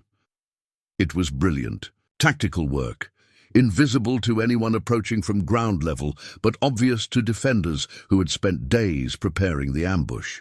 "Clear it!" Harrington ordered impatiently. "We're not turning back when we're this close to running our quarry to the ground." As Mitchell and 2 other men dismounted to examine the barrier, Catherine caught movement in her peripheral vision. Lakota warriors were shifting position along both canyon rims, moving with the fluid silence that marked them as apex predators in their own environment. She counted at least 30 fighters in visual range, which meant twice that many remained. Hidden from her view, the odds had suddenly shifted dramatically from Harrington's initial advantage. His 23 men now faced a force nearly 3 times larger, positioned in terrain that negated every advantage their superior weapons and military training might have provided. They were no longer hunters, but prey, though they didn't yet realize their predicament. "Sheriff," Mitchell's voice carried a note of alarm as he examined the rock slide more closely. "This wasn't caused by weather or natural fall. These stones were placed deliberately. We're in an ambush." The warning came too late. Chief Iron Bear's war cry split the morning air like thunder, echoing and re-echoing off the canyon walls until it seemed a host of warriors surrounded the trapped party. The psychological effect was immediate and devastating. Horses reared in terror, men cursed and fumbled for weapons. The tight formation dissolved into chaos. Then the real thunder began. Rifle fire erupted from both canyon rims simultaneously, the crossfire creating a killing zone from which escape seemed impossible. But these were not random shots fired by untrained fighters. Every Lakota warrior was a marksman who had learned to make each bullet count during decades of fighting for tribal survival. Harrington's horse screamed and went down, its front legs shattered by a carefully aimed shot. The sheriff rolled clear and scrambled for cover behind a boulder, his face twisted with rage and disbelief. This was not how his punitive expedition was supposed to unfold. "Return fire!" he bellowed, drawing his revolver and sending shots toward the canyon rim. Kill every savage you can see, but there were no clear targets visible among the rocks and vegetation that crowned the cliff faces. The Lakota had positioned themselves with the skill of generations, using natural cover to remain virtually invisible while maintaining devastating fields of fire into the canyon below. Catherine sighted along her rifle barrel, her target, a militia sergeant who was trying to rally his men into some semblance of defensive order. The man's blue uniform made him stand out against the red sandstone like a painted target. She squeezed the trigger, felt the weapon's brutal recoil, and watched the sergeant spin and fall, her first kill. The moment passed, without the emotional devastation she had expected, adrenaline and righteous fury overwhelming any qualms about taking a life. This man had come to murder innocent people. His death would save others. The battle raged for 20 minutes of concentrated violence that seemed to stretch across hours. Harrington's men fought with the desperation of trapped animals, but their position was hopeless from the beginning. Caught in a crossfire with no escape route, facing enemies who knew every inch of the terrain, they could only die with whatever courage they possessed. Deputy Coleman was the first to break, abandoning his horse and trying to flee on foot back. Down the canyon, a Lakota warrior dropped from an overhanging ledge like a striking hawk, and Coleman's screams echoed briefly before being cut short by flashing steel. Banker Fitzgerald lasted longer, finding good cover behind his dead horse and maintaining steady return fire until a ricochet caught him in the head. Merchant Phillips surrendered when his ammunition ran out, throwing down his weapon and raising his hands in supplication. But surrender was not an option the Lakota were prepared to accept. Not today, not after generations of broken treaties and massacred villages. Through it all, Sheriff Harrington fought with the fury of a cornered predator. His revolver empty, he had acquired a rifle from one of his fallen men and was using it with deadly effect. 3 Lakota warriors had fallen to his accurate shooting, and Catherine could see Swift Eagle preparing to lead a charge that would eliminate the threat at the cost of additional casualties. "No," Catherine whispered, then louder. "No!"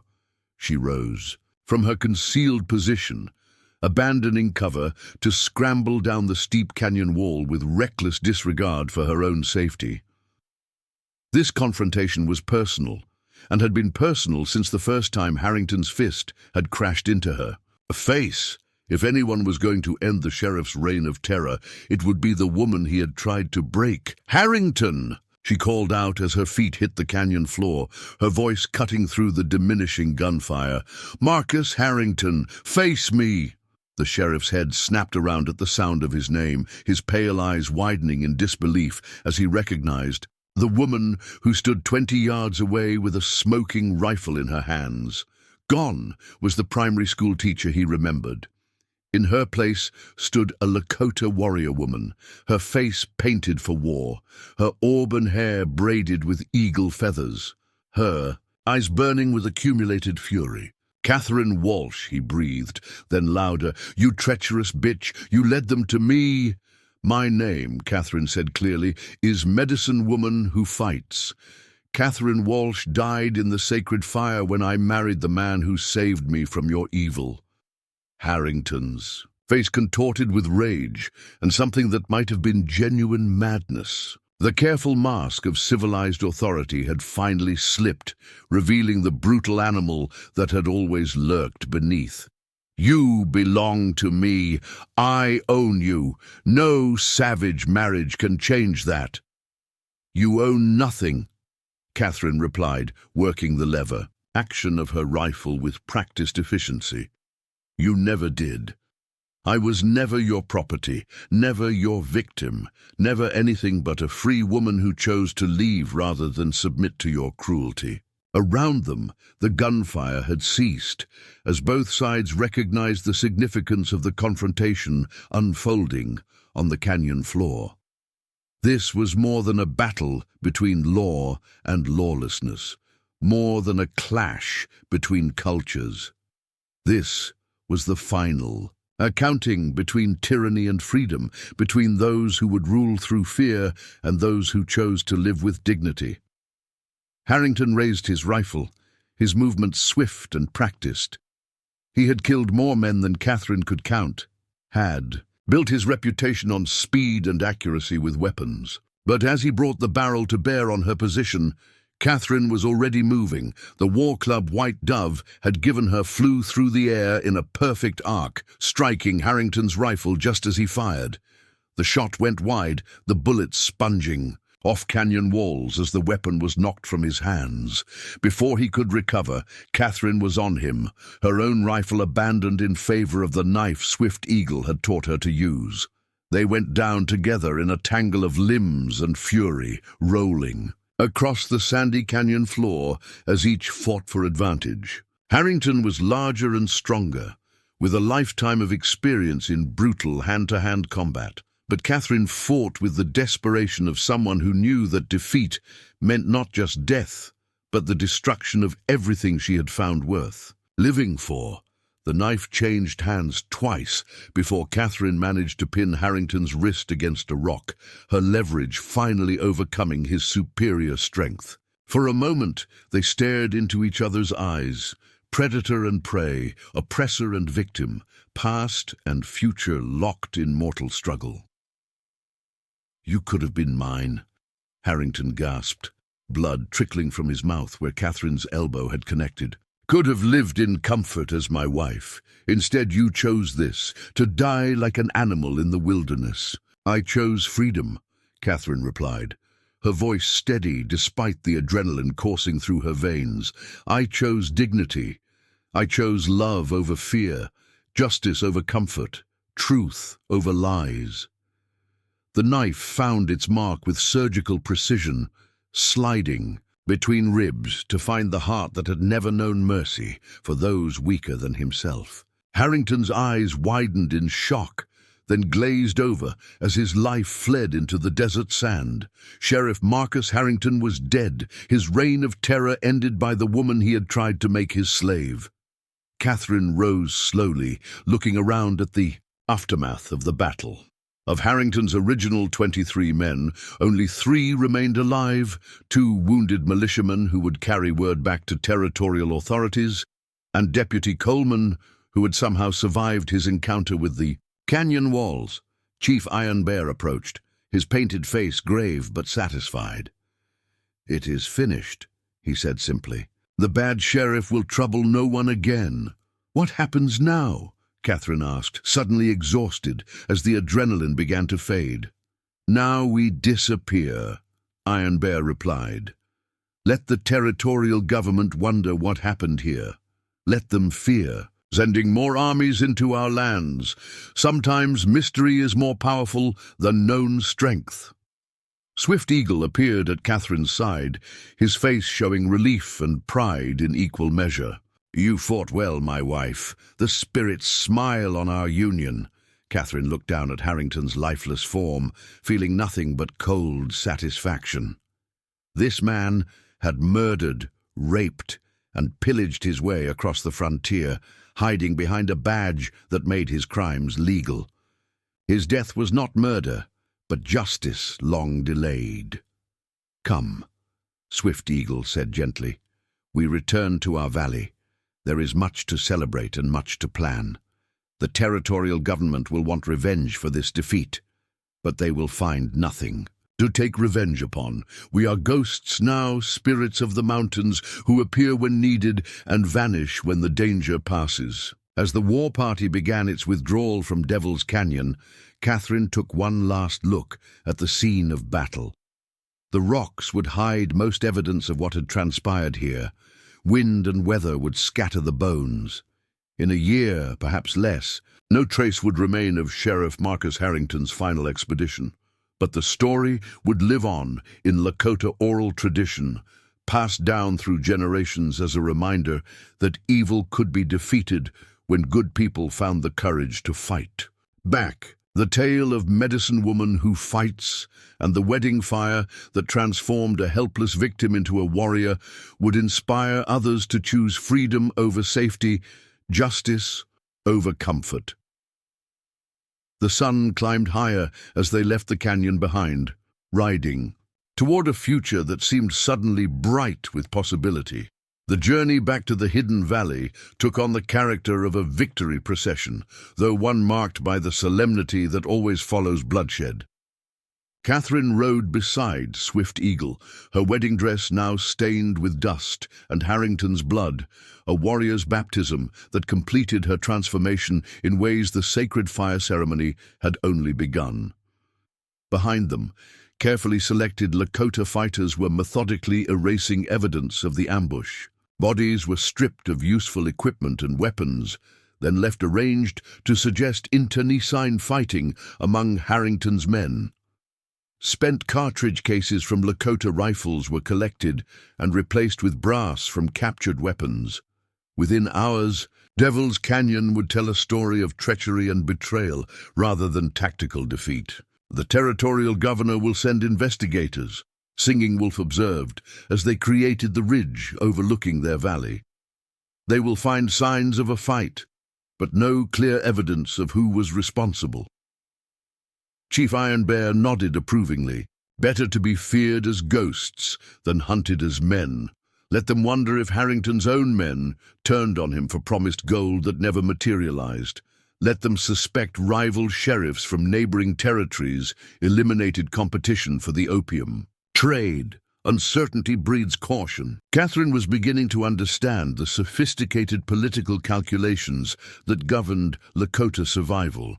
Open victory would have brought massive retaliation from territorial and federal forces, but this carefully orchestrated mystery would likely result in reduced military presence as authorities struggled to understand threats they couldn't clearly identify. What about the survivors? Catherine asked, thinking of the 3 men who had been allowed to escape the canyon alive. Won't they tell the truth about what happened? Swift Eagle's rare smile appeared. Deputy Coleman saw his sheriff killed by a woman painted for war who spoke of spirits and sacred fires.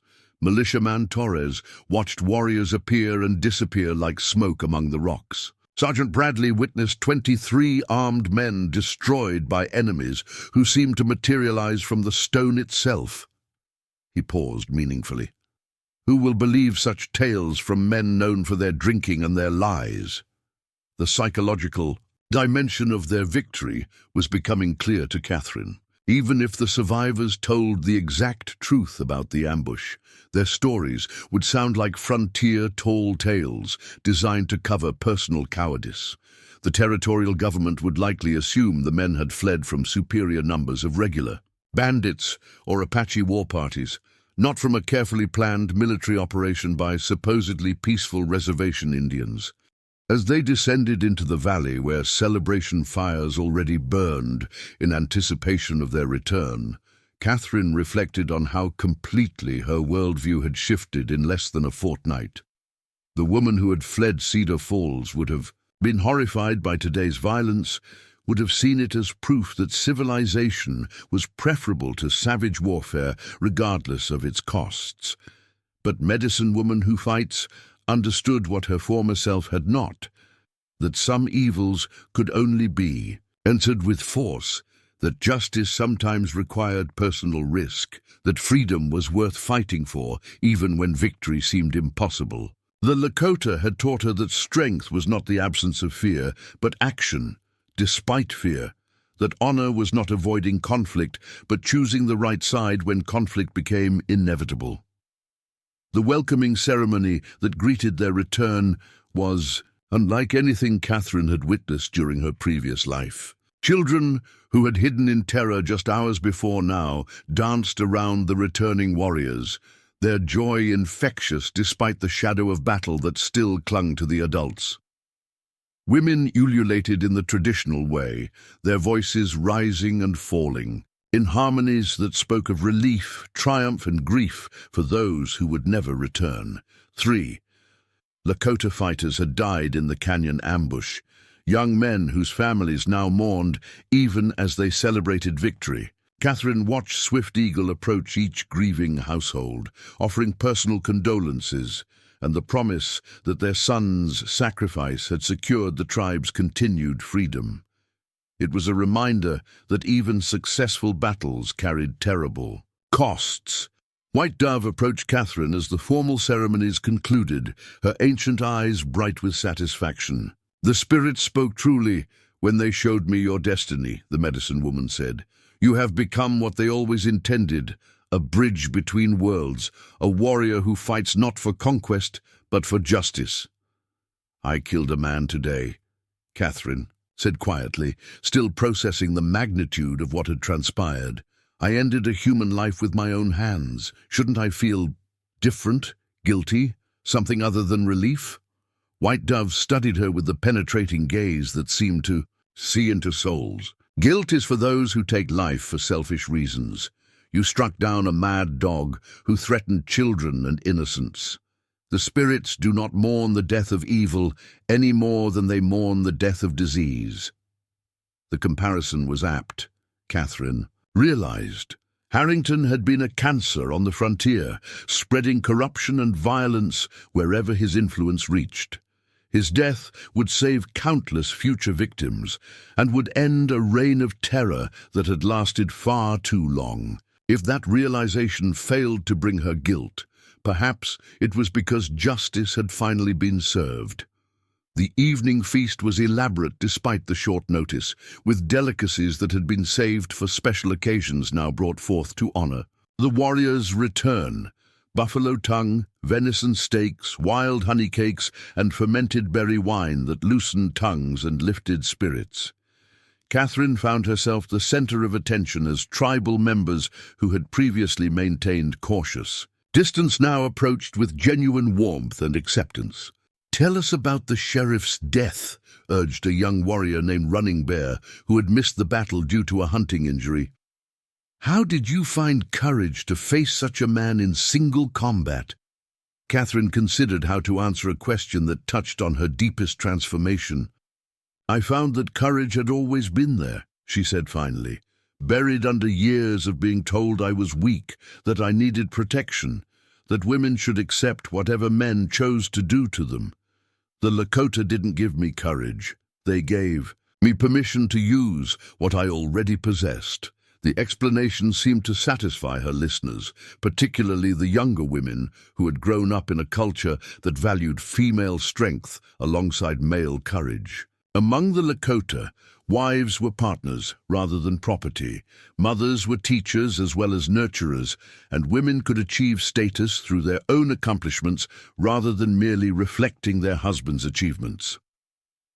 As the night deepened and the celebration gradually wound down, Catherine found herself walking with Swift Eagle along the stream that ran through the heart of their valley. The water caught starlight like scattered diamonds, and the sound of its passage provided a peaceful counterpoint to the evening's excitement. "What happens now?" Catherine asked, echoing her earlier question, but with deeper implications. "Not just tomorrow or next week, but in the years to come. Can this valley remain hidden indefinitely? Can your people stay free while the government claims sovereignty over all territorial lands?" Swift Eagle was quiet for a long moment, his face thoughtful in the moonlight. "Nothing lasts forever," he said finally.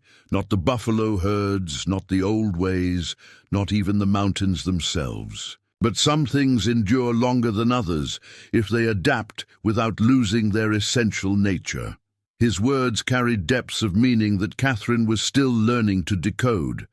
The Lakota she had joined were not the same people who had once followed vast buffalo herds across endless plains. They had adapted to changing circumstances, had learned to use modern weapons alongside traditional ones, and had developed strategies for survival that combined ancient wisdom with contemporary reality. The government will eventually claim this valley, Swift Eagle continued. Perhaps in 5 years, perhaps in 50. When that time comes, we will move deeper into the mountains or north into Canada, or we will find ways to hide in plain sight among the white settlements. Survival requires flexibility. "And us?" Catherine asked. "Our marriage, our children if we have them, our life together?" Swift Eagle stopped walking and turned to face her, his hands gentle on her shoulders. Our bond was forged in sacred fire and sealed with shared blood. No government proclamation can dissolve what the spirits have joined. Whatever changes come, wherever circumstances force us to go, we face the future together. The promise was exactly what Catherine needed to hear. Her old life had been built on foundations of sand, social conventions, legal documents, and economic arrangements that could be swept away by stronger wills or changing circumstances. But this new existence was rooted in bedrock, in choices, made freely, and bonds created through mutual respect and shared sacrifice. They made love that night with the passion of people who had faced death together and emerged victorious. Their union blessed by spirits and witnessed by stars that had shone down on Lakota couples for generations beyond counting. In the morning, they would begin the practical work of building a life together in uncertain times. But tonight belonged to celebration, to joy, to the fundamental human triumph of love over fear. As dawn approached and Catherine dozed in her husband's arms, she could hear the camp stirring to life around them. Children's laughter, women calling to each other as they began daily tasks, men discussing plans for hunting and scouting, the sounds of a community that had survived another threat, that would continue adapting and enduring regardless of what challenges the future might bring. She was part of that continuity now, woven into the fabric of a people whose strength came not from resistance to change, but from the ability to preserve essential values while adapting surface behaviors to new circumstances. The woman who had once taught proper English grammar to frontier children would now learn to pass on different lessons: how to read weather signs and animal tracks, how to distinguish edible plants from poisonous ones, how to raise children who were strong enough to survive in any world they might inherit. The transformation was complete, but the story was just beginning. 3 years had passed since the battle at Devil's Canyon, and the woman who had once been Catherine Walsh stood on a wind-swept plateau overlooking the vast expanse of Montana Territory, her infant daughter sleeping peacefully in a cradleboard decorated with the finest quill work the Crow Feather Band could produce. The child's name was Morning Star, born at dawn on the anniversary of her parents' wedding, a girl whose mixed heritage would make her both bridge and battleground between two worlds. Medicine Woman Who Fights had changed in ways that went far beyond the obvious transformation from school teacher to Lakota wife and mother. The softness of her former life had been replaced by a lean strength that spoke of years spent adapting to wilderness survival. Her auburn hair, now streaked with premature silver from the stress of constant vigilance, hung in traditional braids. Adorned with eagle feathers earned through acts of courage. Scars marked her hands and arms, souvenirs of hunting accidents, cooking fires, and the rough work of frontier existence. But it was her eyes that told the truest story of transformation. Where once they had held the naive optimism of someone who believed education and good intentions could solve any problem, now they carried the hard-won wisdom of a woman who had learned that survival sometimes required terrible choices, that justice was not always gentle, and that love could be both sanctuary and weapon.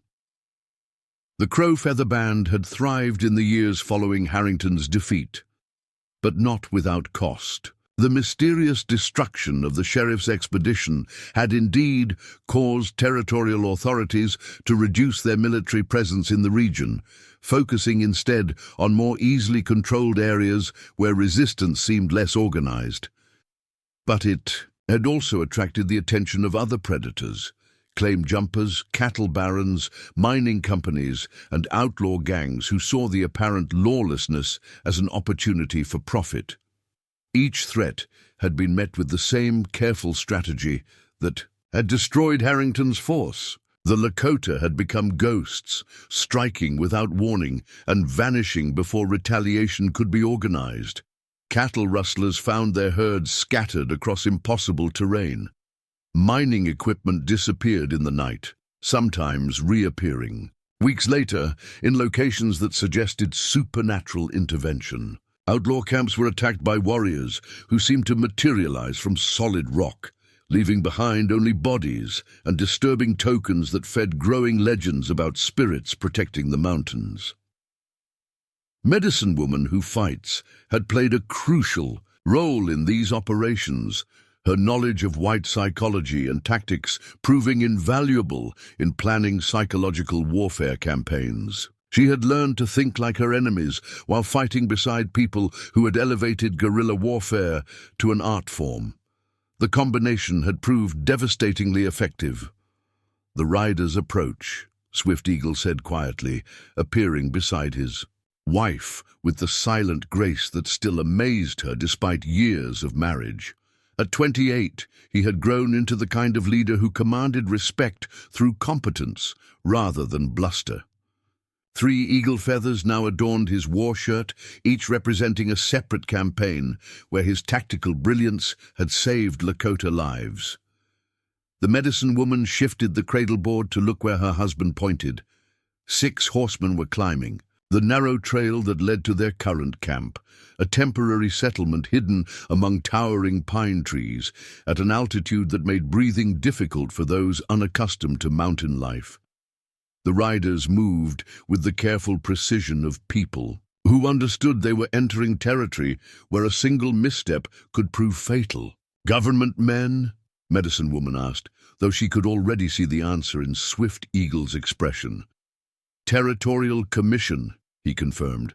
"They fly a flag of truce and carry no visible weapons, but—" He shrugged in the way that conveyed volumes about Lakota experience with white promises. The Commission's arrival was not unexpected.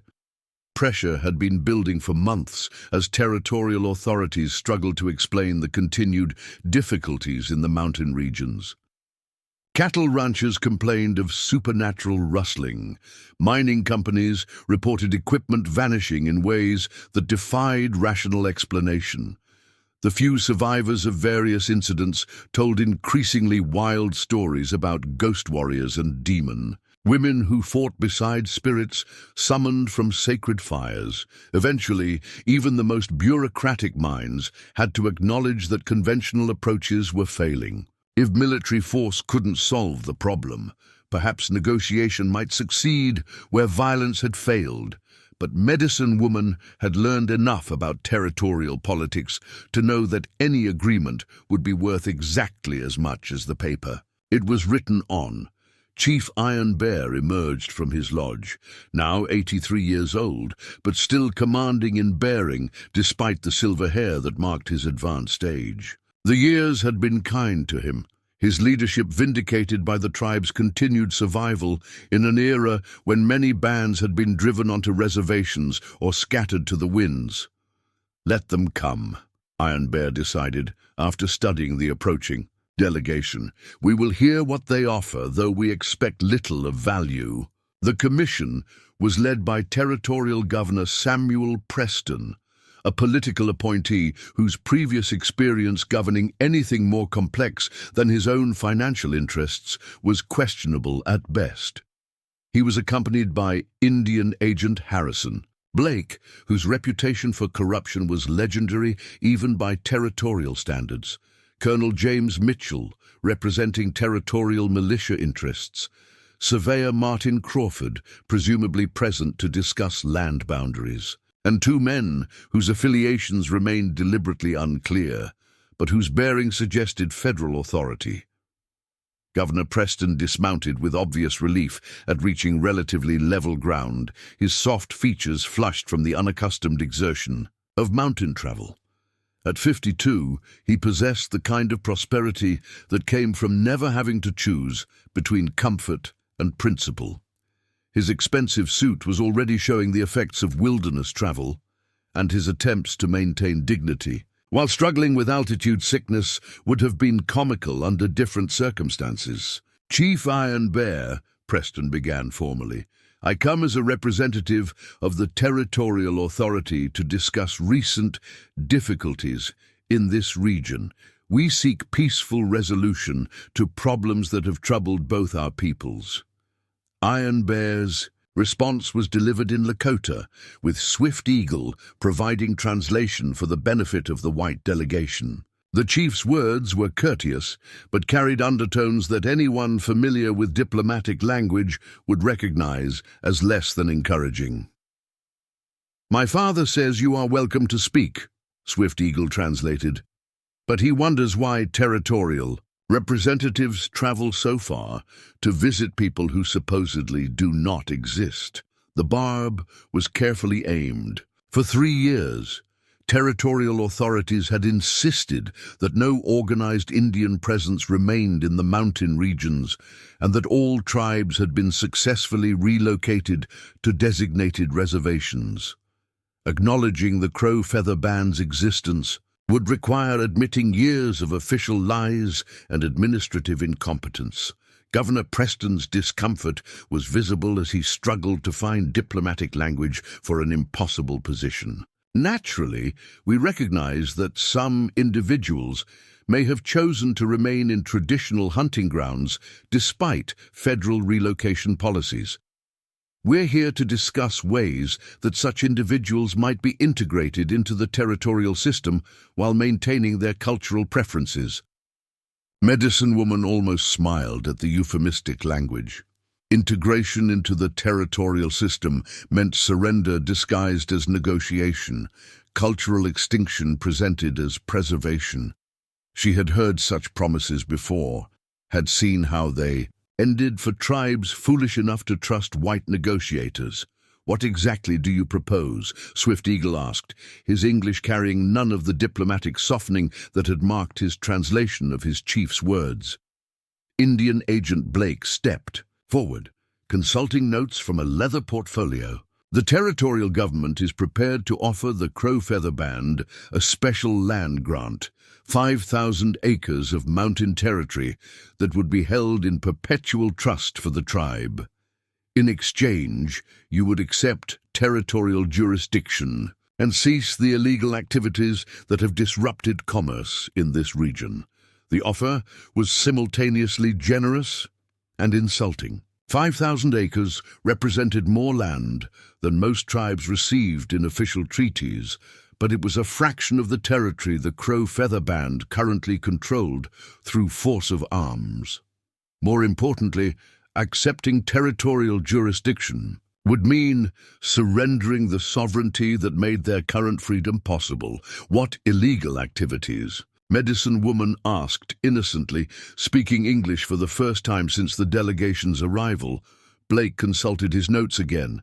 Cattle theft, destruction of mining equipment, attacks on peaceful prospectors, terrorizing of legitimate business operations. "Has anyone been convicted of these crimes in territorial courts?" Medicine Woman continued. "Are there warrants outstanding for specific individuals?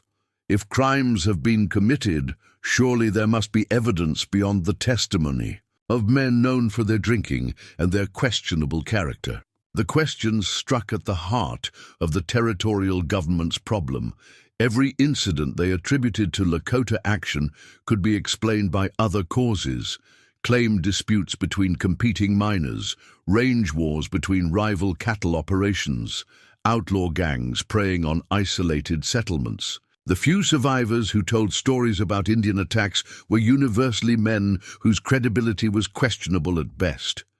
Colonel Mitchell intervened with military directness. "Miss, we're not here to debate legal technicalities. The territorial government seeks peaceful resolution of ongoing conflicts. Surely that serves everyone's interests better than continued violence." "My name," Medicine Woman said clearly, "is Medicine Woman who fights. I'm Swift Eagle's wife, Iron Bear's daughter by adoption, and a warrior of the Crow Feather Band. I left my white name behind 3 years ago when I chose to join people who fight for justice rather than profit." The revelation sent visible shock through the commission. Governor Preston's face paled as he recognized the implications of a white woman not merely living among Indians, but speaking as their representative. This was far worse than simple tribal resistance. It suggested a level of organization and ideological commitment that threatened the fundamental assumptions underlying territorial policy. "You're American citizens," Preston said weakly. "You have rights and protections under territorial law." "I had those rights when I lived in Cedar Falls," Medicine Woman replied, her voice carrying steel beneath its surface calm. "They didn't protect me from Sheriff Harrington's fists or his threats or his attempts to make me his property. They didn't protect Dr. Mitchell when he tried to treat wounded federal marshals. They didn't protect the families driven from their homesteads by corrupt land deals." Her eyes fixed on Preston with laser intensity. "Tell me, Governor, what happened to Sheriff Harrington's investigation into territorial corruption? What came of Marshal Crawford's mission to document official misconduct?" The questions were devastating because they touched on matters the territorial government preferred to keep buried. Harrington's disappearance had been officially attributed to desertion or possible death by misadventure. Marshal Crawford's reports had vanished into bureaucratic limbo. The systematic corruption that had prompted federal investigation continued unchecked because acknowledging it would require admitting complicity by territorial authorities. "We're here to discuss the future, not relitigate the past," Blake said. Uncomfortably. "The past informs the future," Medicine Woman countered. "Why should we trust promises from people who have broken every previous agreement? Why should we accept territorial jurisdiction when territorial law serves only those wealthy enough to purchase favorable verdicts?" Chief Iron Bear spoke again in Lakota, his words carrying the weight of 8 decades of experience with white negotiations. Swift Eagle's translation was diplomatic, but the underlying message was clear. "My father says the Crow Feather people will consider any agreement that recognizes our sovereignty, respects our territorial boundaries, and includes guarantees backed by federal authority rather than territorial promises. He also says such an agreement would require good faith gestures from the territorial government, specifically the prosecution of officials involved in the corruption that forced some of us to seek justice through other means." The demand was politically impossible, which was exactly the point.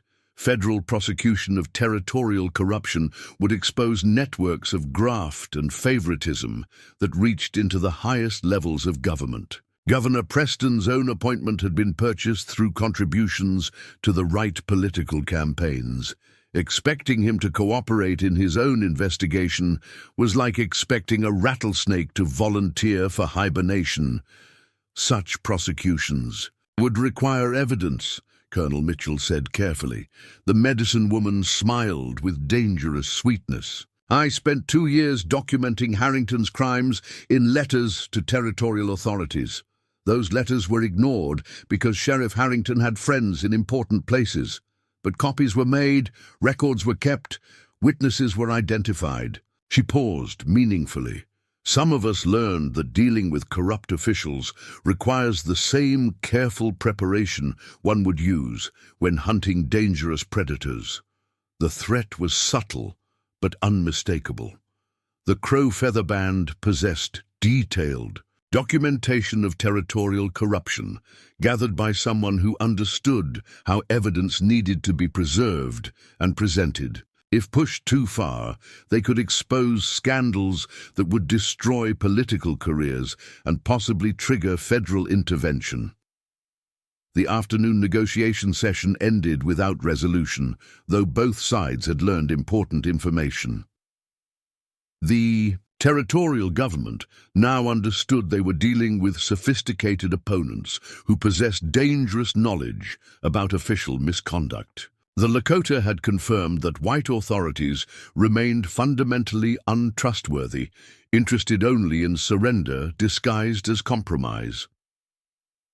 That evening, As the commission made their uncomfortable camp in the valley below, Medicine Woman walked, with her husband and daughter, along the stream that ran through their temporary settlement.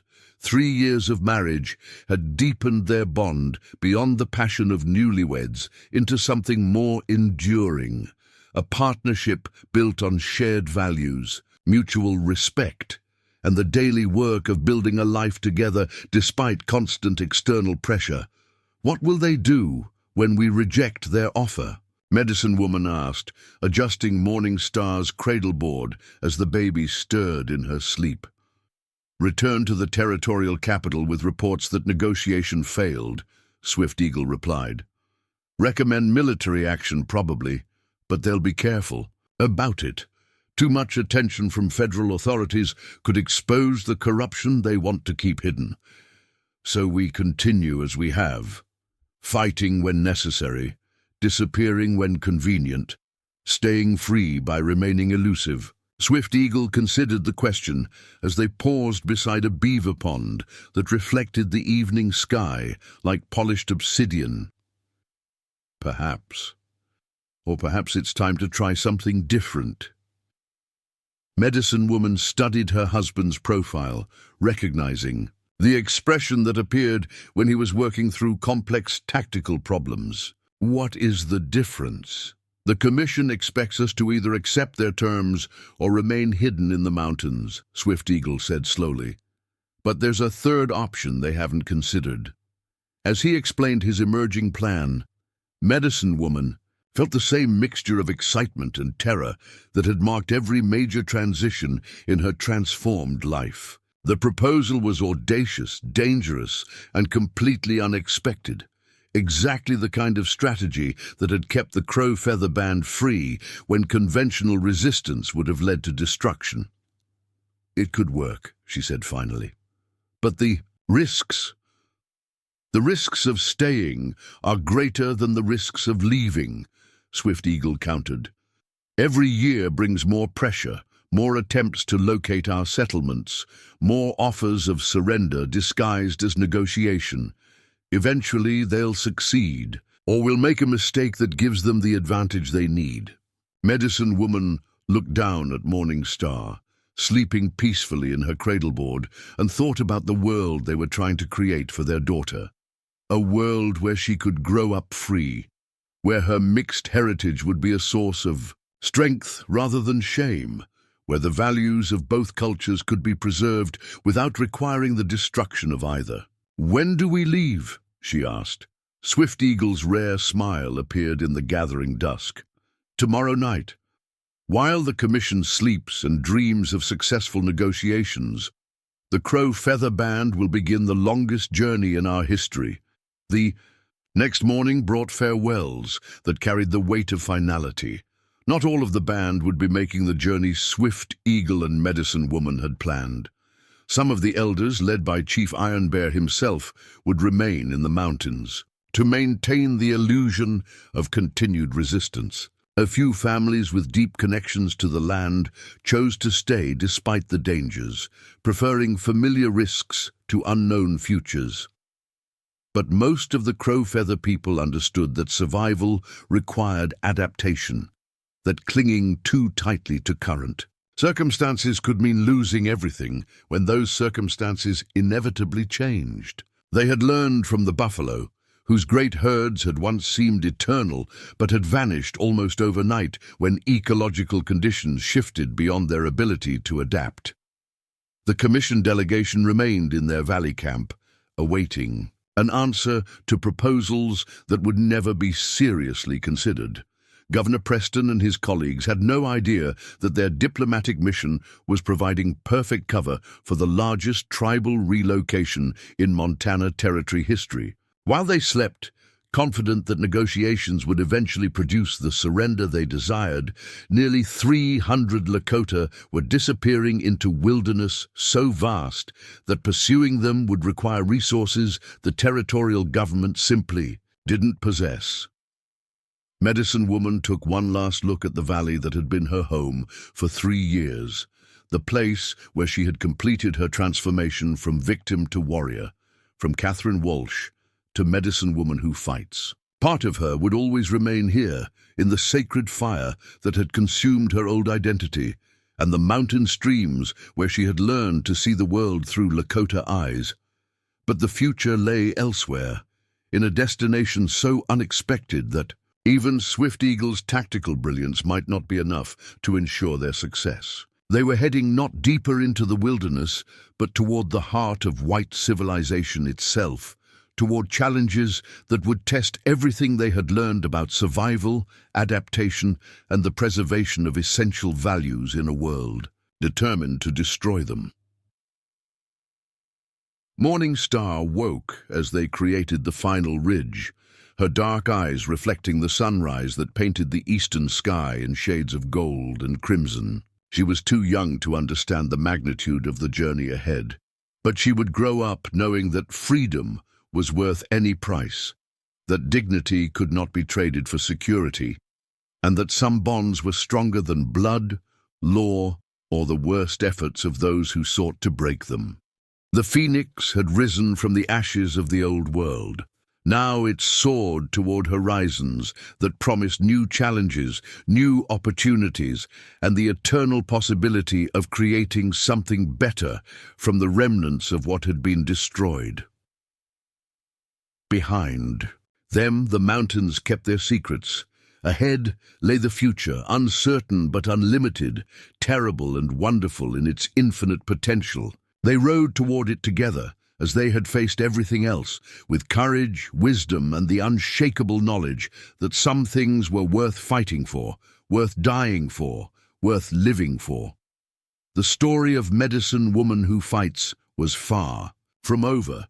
It was just beginning. The journey east proved more challenging than even Swift Eagle's careful planning had anticipated. Moving nearly 300 people across territorial boundaries without detection required splitting into smaller groups that traveled different routes, converging at predetermined rendezvous points before splitting again. Medicine Woman found herself leading one such group. 15 families with children ranging from infants to teenagers, elderly members who required special care, and warriors who chafed at the slow pace necessary to keep the most vulnerable members safe. Her leadership role had evolved naturally over the years, beginning with her contributions to tactical planning and expanding as her understanding of both cultures deepened. She had become the bridge Chief Iron Bear had envisioned, someone who could navigate white bureaucracy while maintaining Lakota values, who understood the enemy's psychology while never forgetting which side she had chosen. The first major test came at the Yellowstone River crossing, where territorial militia maintained a checkpoint ostensibly designed to prevent cattle rustling, but actually serving to monitor Indian movement. Medicine Woman approached the crossing point alone, dressed in the simple traveling clothes of a frontier wife, her daughter secured to her back in a manner that would appear normal to casual observation. "Good morning, gentlemen," she called, to the 3 soldiers manning the checkpoint, her voice carrying the educated accent of her Boston upbringing, rather than the careful neutrality she had cultivated among the Lakota. "Might I trouble you for directions to Fort Ellis? My husband and I are traveling to join his regiment there." The transformation was seamless, drawing upon performance skills she hadn't used since childhood theatricals. Within moments, she had become Mrs. Elizabeth Crenshaw, wife of Lieutenant Thomas Crenshaw, traveling to reunite with her husband after a prolonged separation. The story was elaborate enough to satisfy military curiosity while remaining simple, enough to remember under questioning. "Ma'am," the sergeant responded, tipping his cap respectfully, "might I ask what brings you through this particular crossing? The main road to Fort Ellis runs 20 miles south of here." Medicine Woman's smile was perfectly calibrated, grateful but slightly embarrassed. "I'm afraid my guide proved less reliable than advertised. He assured me this route would be shorter, though I'm beginning to suspect his geography was influenced more by whiskey than actual knowledge of the territory." The soldiers laughed at her predicament, their suspicion evaporating in the face of a story that matched their expectations about civilian incompetence in military matters. After providing detailed directions to Fort Ellis, which medicine woman noted carefully for future reference, they waved her through the checkpoint without further inquiry. The encounter revealed something crucial about her transformation. The skills that had made Catherine Walsh an effective teacher, the ability to read her audience, to adjust her presentation for maximum impact, to convey authority while maintaining approachability, had been enhanced rather than replaced by her years among the Lakota. She could still access her former identity when circumstances required it, using that persona as camouflage, while pursuing objectives that Catherine Walsh could never have imagined. 2 hours later, the scattered groups of Crow-Feather refugees had reassembled beyond the checkpoint, invisible to pursuing authorities who remained focused on the wrong crossing points. The deception had worked perfectly, but it had also reminded Medicine Woman of how precarious their situation remained. They were fugitives in their own homeland, forced to rely on misdirection and false identities to travel through territory their ancestors had known for generations. "Where exactly are we going?" asked White Dove, as they made camp that evening in a grove of cottonwoods beside a stream that ran clear and cold from distant mountain springs. At 86, the Medicine Woman had insisted on making the journey despite her advanced age, declaring that she intended to see whatever Swift Eagle had planned for their people. The Medicine Woman looked to her husband, who had been deliberately mysterious about their ultimate destination, even with his closest advisors.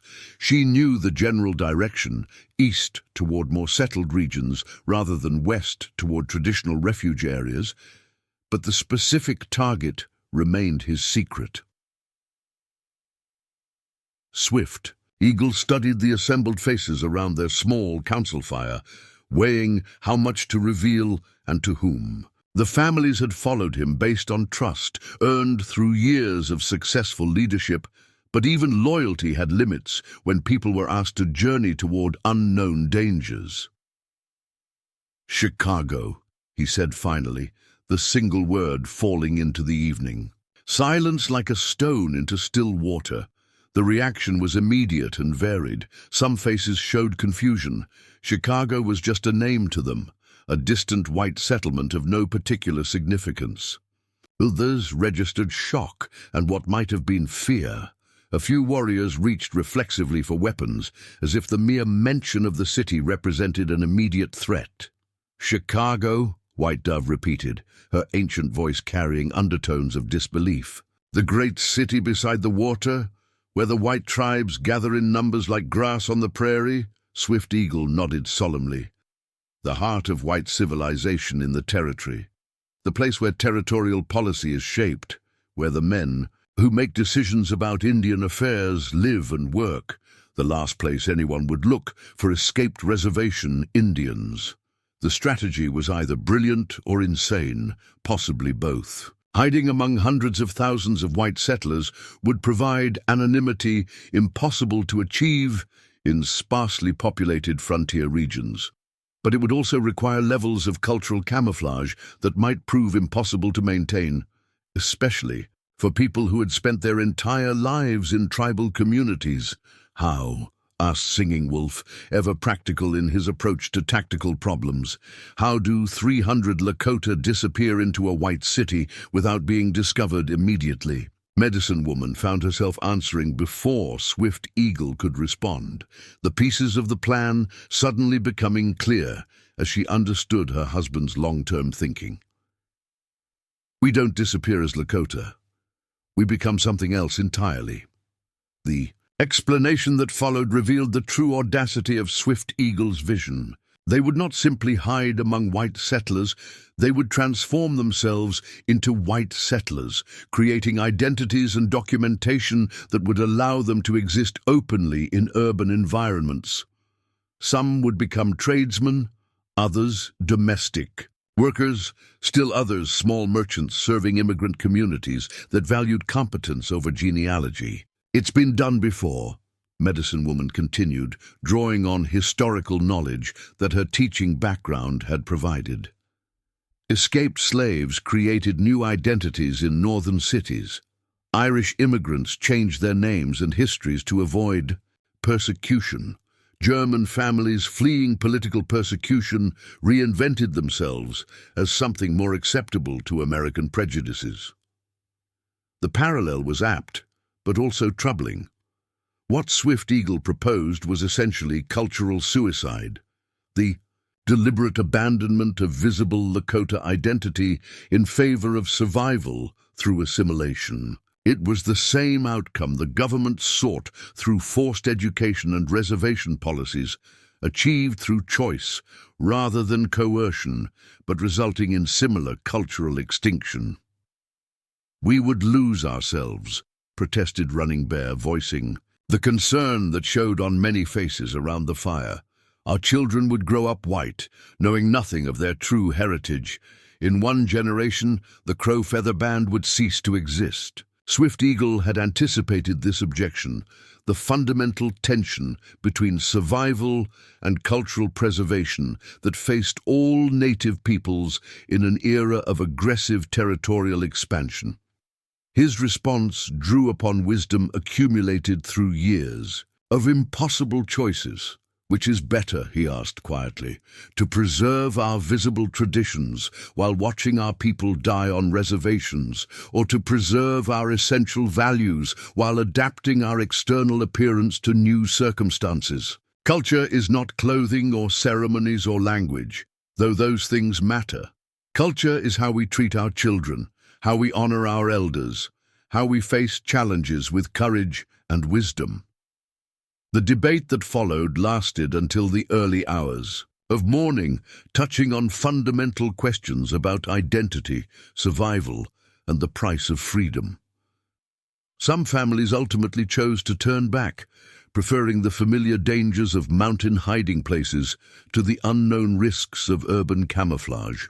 Others committed fully to Swift-Eagle's vision, accepting that survival sometimes required radical transformation. Medicine Woman found herself thinking about her own journey of reinvention, how completely she had transformed from Catherine Walsh to Medicine Woman who fights without losing the essential elements that made her who she was. The name had changed, the clothing had changed, the language and customs had changed, but the core personality, the curiosity, the compassion, the stubborn refusal to accept injustice had remained constant. Perhaps cultural preservation worked the same way. Perhaps the external markers that white authorities found threatening could be shed without losing the values and relationships that actually mattered. Perhaps identity was more flexible than either side of the conflict had previously acknowledged. The plan that emerged from 3 days of intense discussion was complex enough to satisfy Swift-Eagle's tactical mind, while addressing the concerns of those who feared complete cultural extinction. The Crow Feather Band would indeed relocate to Chicago, but they would maintain their true identities within the community, while presenting false personas to the outside world. Children would attend public schools during the day, learning the skills necessary to survive in white society, but they would receive traditional education at home in the evenings. Adults would work at conventional jobs and participate in neighborhood activities as required for camouflage, but tribal councils would continue to meet in secret, resolving disputes and making decisions according to traditional methods. Most importantly, they would establish a network that could assist other Native people seeking alternatives to government reservations. Chicago's immigrant communities already provided models for this kind of cultural preservation within apparent assimilation. Irish neighborhoods maintained their language and customs while appearing thoroughly American to outsiders. German communities preserved their traditions while participating fully in urban economic life. The key was selectivity, choosing which aspects of traditional culture to display publicly and which to preserve privately. It was a delicate balance that would require constant vigilance and occasional compromise, but it offered something that pure resistance could not provide: a sustainable path forward that didn't require choosing between physical survival and cultural identity. Medicine Woman's role in this new arrangement would be crucial. Her education and familiarity with white bureaucracy made her the logical choice for handling official interactions, enrolling children in schools, obtaining employment documentation, navigating the complex web of urban regulations that governed daily life in major cities. She would also serve as cultural translator, helping tribal members understand behavioral expectations in their new environment, while ensuring that essential Lakota values were preserved and transmitted to the next generation. It was a position that required her to be equally fluent in both worlds, maintaining perfect balance between competing loyalties and conflicting demands. The journey to Chicago took 6 weeks, with the scattered groups following different routes and traveling schedules designed to avoid attracting attention from territorial authorities.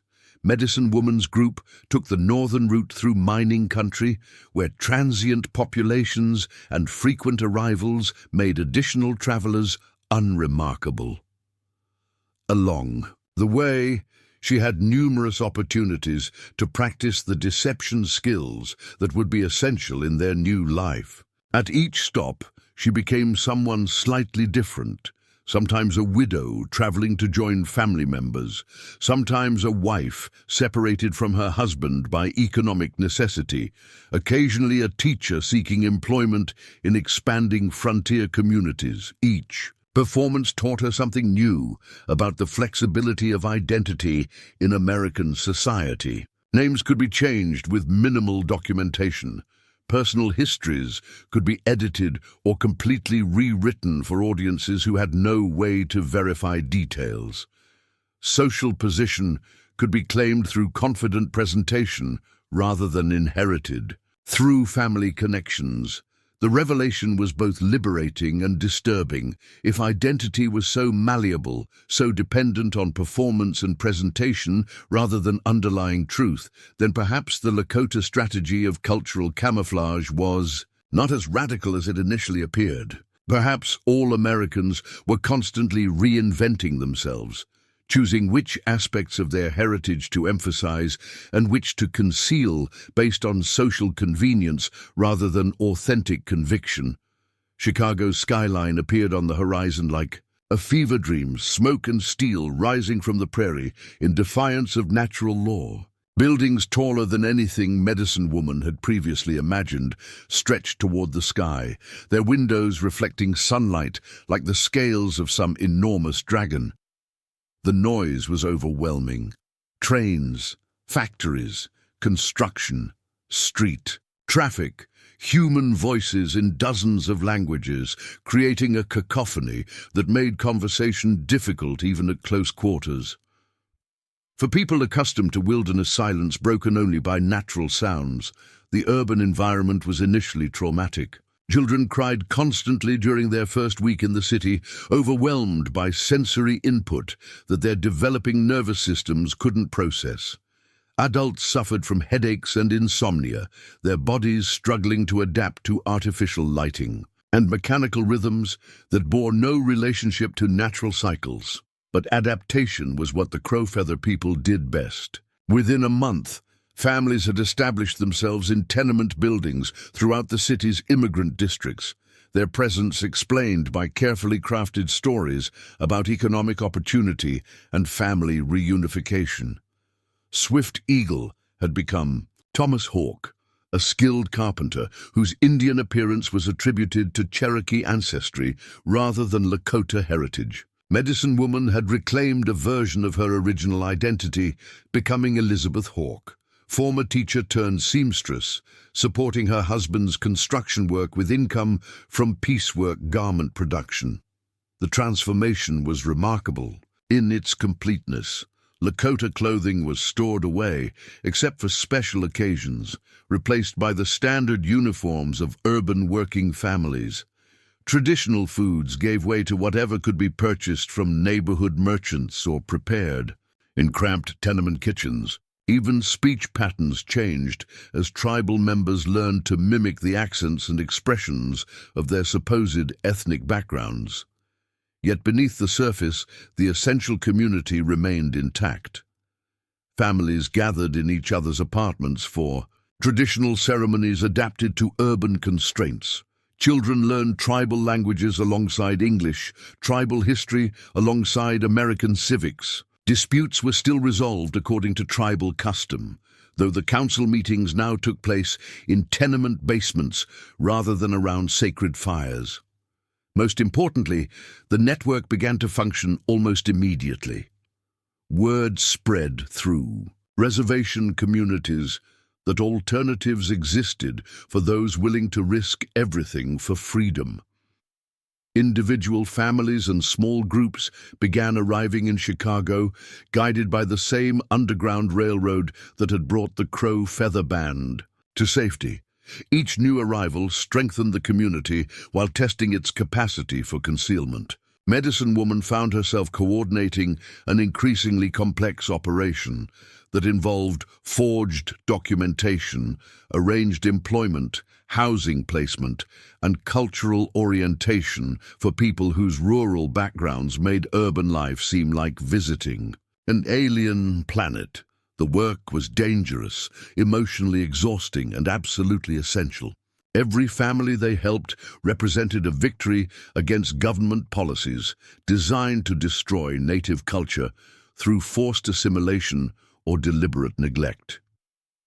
Every child who learned tribal traditions while attending American schools was a seed of cultural continuity planted in hostile soil. But success also brought scrutiny. Government agents periodically investigated rumors about escaped reservation Indians hiding in immigrant communities. Local authorities sometimes raided tenements, looking for illegal residents or undocumented workers. Each investigation required careful preparation, ready explanations, and the constant awareness that a single mistake could destroy everything they had built. 3 years after their arrival in Chicago, Medicine Woman stood on the roof of their tenement building, holding her second daughter, a child born into urban life but named according to traditional customs. Dawn Walker had never known mountain streams or sacred fires, had never heard coyotes sing or seen buffalo grass bend before prairie winds. But she had learned to count in Lakota before English, had been blessed by tribal elders, even if the ceremony took place in a tenement basement rather than a painted lodge. The view from the rooftop revealed a city in constant transformation. Immigrants from dozens of countries creating new communities while preserving essential elements of their ancestral cultures. Irish neighborhoods where Gaelic was spoken alongside English, German districts where traditional foods and festivals maintained Old World connections, Italian enclaves where family structures and business practices reflected Mediterranean values. Rather than Protestant individualism, the Lakota were not unique in their struggle to maintain identity while adapting to American demands. They were part of a larger story about the flexibility of human culture, the possibility of preserving what mattered most while changing what was necessary for survival. Medicine Woman thought about the woman she had been 7 years earlier, fleeing Cedar Falls in terror and desperation. Catherine Walsh could never have imagined the life that Medicine Woman Who Fights had created, wife to a man she loved and respected, mother to daughters who would grow up free, leader of a community that had chosen adaptation over extinction. The chains that had once bound her to Sheriff Harrington's twisted vision of marriage had been broken in sacred fire and reforged into bonds of choice, love, and mutual commitment. The wedding fire that had consumed her old identity had given birth to someone stronger, wiser, and infinitely more capable of protecting what she valued most. Below her, Chicago hummed with the energy of millions of people pursuing their own versions of the American dream. Some would succeed, others would fail, but all were engaged in the fundamental human project of creating meaning and purpose from the raw materials of circumstance and choice. Medicine Woman Who Fights had found her purpose in that creation, in the daily work of building something better from the ashes of what had been destroyed. The story that began with chains had become a story about freedom. The woman who had been forced toward an unwanted marriage had chosen a union that strengthened rather than diminished her. The fire that was meant to consume her independence had instead forged an identity that could never be taken away. The phoenix had not just risen from the ashes, it had learned to soar. Up next, you've got two more standout stories right on your screen. If this one hits the mark, you won't want to pass these up. Just click and check them out. And don't forget to subscribe and turn on the notification bell so you don't miss any upload from us.